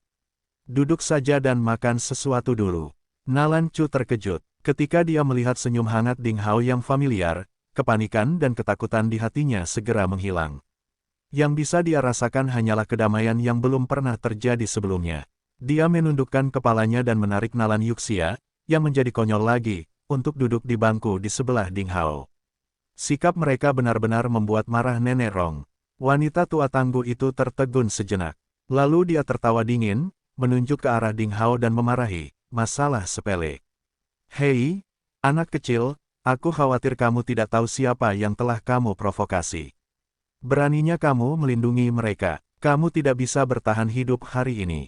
Tampar, tiba-tiba, tamparan keras dan jelas terdengar di lobi yang sepi. Sosok gagah itu terlempar dan terbang mundur seperti orang-orangan sawah yang terkena palu pengepungan. Gigi kuningnya patah dengan darah muncrat dari mulutnya. Itu persisnya Nenek Rong. Sebelum wanita tua yang galak dan keji itu bisa menyelesaikan kata-katanya, dia ditampar oleh Ding Hao seolah-olah dia adalah seekor lalat yang mengganggu. Dia bahkan tidak bisa menahan diri dan langsung terlempar. Bang! Nenek Rong terbang keluar jendela dan menabrak dinding di luar, meninggalkan bekas berbentuk manusia di atasnya. Kemudian, dia perlahan-lahan meluncur ke bawah dinding dan merosot ke lantai di jalan seperti anjing mati. Seluruh lobi penginapan berada dalam keheningan. Semua orang tersentak melihat kejadian itu. Banyak orang menatap Ding Hao seolah-olah mereka melihat hantu. Mereka tidak pernah menyangka bahwa pemuda ini akan begitu galak dan berkuasa. Dengan kekuatan Nenek Rong, dia sebenarnya mendapat pukulan telak. Orang-orang dengan motif tersembunyi yang telah melihat pemborosan Ding Hao sekarang semua menundukkan kepala. Keringat dingin mengucur di punggung mereka. Untungnya, mereka belum melakukan tindakan apapun saat itu. Jika tidak, mereka akan mengalami penderitaan yang dialami nenek dan berbaring di jalan seperti anjing mati. Kamu, gadis yang kejam dan sombong itu pulih dari keterkejutan dan kebingungannya. Dia menunjuk ke arah Ding Hao dan berkata dengan marah, beraninya kamu memukul orang-orangku. Tahukah kamu, tampar, itu adalah suara tamparan lainnya. Kali ini, gadis yang kejam dan sombong itulah yang diledakkan dan diterbangkan ke belakang. Ding Hao tidak menunjukkan belas kasihan padanya meskipun dia sangat cantik. Setelah tamparan yang jelas, saat terdengar suara teredam, gadis itu ditampar keluar jendela dan terbentur tembok jalan. Separuh pipinya bengkak seperti roti kukus, dan giginya patah. Dia pingsan di jalan. Kali ini, semua orang di lobi penginapan sangat terkejut hingga mulut mereka terbuka lebar. Semua orang tercengang. Dalam sekejap, sebuah ekspresi terlintas di benak semua orang, dengan kejam menyakiti kecantikan. Pemuda yang lembut dan tampan ini benar-benar berhati keras. Kecantikan yang begitu menggerahkan dan tanpa celah. Dia tidak pernah menunjukkan kelembutan terhadap wanita. Namun dia benar-benar tega memukulnya dengan kasar. Dia hanya menamparnya seperti menamparkan lalat. Beraninya kamu memukul nona mudaku. Salah satu dari 4 ekor tikus yang tersisa mengaum seperti ayam betina yang bertelur. Ding Hao mengangkat alisnya dan berkata dengan tenang, apakah kalian berempat juga ingin diledakkan? Tikus itu segera berhenti berteriak dan dia menatap Ding Hao dengan panik. Keluar dari sini. Ding Hao melambaikan tangannya dengan tidak sabar. Keempat tikus, yang sebelumnya sombong dan mendominasi, meninggalkan lobi dengan menyedihkan seperti anjing yang kalah. Mereka membantu gadis yang pingsan dan nenek Rong di luar untuk duduk, memisahkan kerumunan, dan pergi, tanpa meninggalkan sepatah kata pun sopan santun. Ding Hao tersenyum dan berkata kepada Chu dan saudara laki-lakinya di sampingnya, kamu pasti lapar. Makanlah sesuatu dulu dan kembalilah untuk beristirahat dengan baik. Dia sangat ramah sehingga sepertinya dia bukan pria tanpa ampun yang baru saja menamparkan gadis cantik itu. Orang-orang di penginapan memandang Ding Hao seolah-olah mereka sedang melihat monster. Tidak ada lagi kebisingan di dalam penginapan. Mereka yang berada sangat dekat dengan meja Ding Hao semuanya menundukkan kepala dan bahkan tidak berani bersuara saat makan, karena takut menarik perhatian iblis ini. Banyak orang juga diam-diam memindahkan meja dan kursi mereka untuk menjauh dari Ding Hao. Karena pengunjung tetap penginapan tersebut baru saja mengetahui identitas wanita kejam dan acuh tak acuh itu. Mereka tahu bahwa segalanya belum berakhir. Segera, seseorang akan datang membuat masalah bagi Ding Hao. Orang-orang takut akan merepotkan jika mereka dekat dengan Ding Hao dan dianggap sebagai temannya. Ding Hao juga memperhatikan kelainan setiap orang. Setelah berpikir sebentar, dia menemukan alasannya. Namun, dia tidak menganggapnya serius. Lobi yang bising menjadi tenang. Saat ini tidak mungkin mengumpulkan informasi melalui diskusi masyarakat. Ding Hao menghela nafas dalam hatinya dan menundukkan kepalanya untuk makan. Saudara Ding, apakah saya melakukan kesalahan? Nalan Chu berkata dengan nada meminta maaf. Dia seperti seekor burung kecil yang masih shock. Nalan Chu tidak tahu apapun tentang dunia di luar hutan lautan sejak dia lahir. Jelas sekali, apa yang terjadi barusan telah mengejutkannya. Mereka terlalu mendominasi. Itu bukan salahmu. Ding Hao menghibur Chu sambil tersenyum. Kemudian dia berpikir sejenak dan berkata, baiklah, mulai hari ini, saya akan mengajarimu beberapa keterampilan seni bela diri. Bagaimanapun, ini adalah dunia besar di mana yang kuat memangsa yang lemah. Kamu harus lebih kuat untuk melindungi saudaramu agar tidak ada yang berani menindasmu. Mata Nalan Chu berbinar dan dia langsung mengangguk. Saat mereka keluar dari hutan laut akhir-akhir ini, kekuatan Ding Hao yang tak tertandingi telah sangat mengejutkan gadis kecil lugu ini. Akan sangat bagus baginya jika dia bisa belajar sesuatu dari Ding Hao. Saat mereka berbicara, pemilik penginapan berjalan ke arah mereka dengan ragu-ragu dengan ekspresi masam di wajahnya. Dia membuka mulutnya dan hendak mengatakan sesuatu, tapi memutuskan untuk menahan lidahnya karena dia agak takut. Ding Hao menatapnya dan berkata sambil tersenyum, saya tahu apa yang ingin Anda katakan. Anda ingin saya pergi secepat mungkin, bukan? Jika wanita itu kembali dengan pembantunya, kami mungkin akan merobohkan penginapanmu saat pertarungan dimulai. Pemilik penginapan tersenyum dan langsung mengangguk seperti ayam mematuk nasi. Tapi sudah terlambat. Ding Hao menunjuk ke jalan di luar jendela dan berkata, mereka sudah ada di sini. Pemilik penginapan sangat terkejut. Ketika dia melihat ke arah yang ditunjuk Ding Hao, dia hanya bisa melihat ratusan tentara berbaju besi lembut hitam datang dengan agresif dari kejauhan. Kepala sukunya adalah seorang yang kuat, dengan wajah yang kejam dan penuh kebencian. Nenek Ronglah yang pernah ditampar sebelumnya. Nenek Rong masih sombong. Dia berteriak, "Ada di sini. Kepung penginapan ini. Jangan biarkan penjahat itu pergi." Pemilik penginapan tampak pucat, dan dia mulai gemetar. Ding Hao menyeka mulutnya dengan tisu dan membisikkan sesuatu kepada Chu. Gadis kecil itu ragu-ragu sejenak dan mengangguk patuh. Dia segera berdiri dan kembali ke kamar mereka bersama kakaknya di sepanjang tangga. Kemudian Ding Hao berdiri dan menepuk bahu pemilik penginapan, berkata, "Jangan khawatir, saya tidak akan membuat kamu mendapat masalah." Sebelum Ding Hao menyelesaikan kata-katanya, dia sudah muncul di luar penginapan dan berdiri di tangga pintu. Semua orang di penginapan sedang menatap Ding Hao saat dia keluar.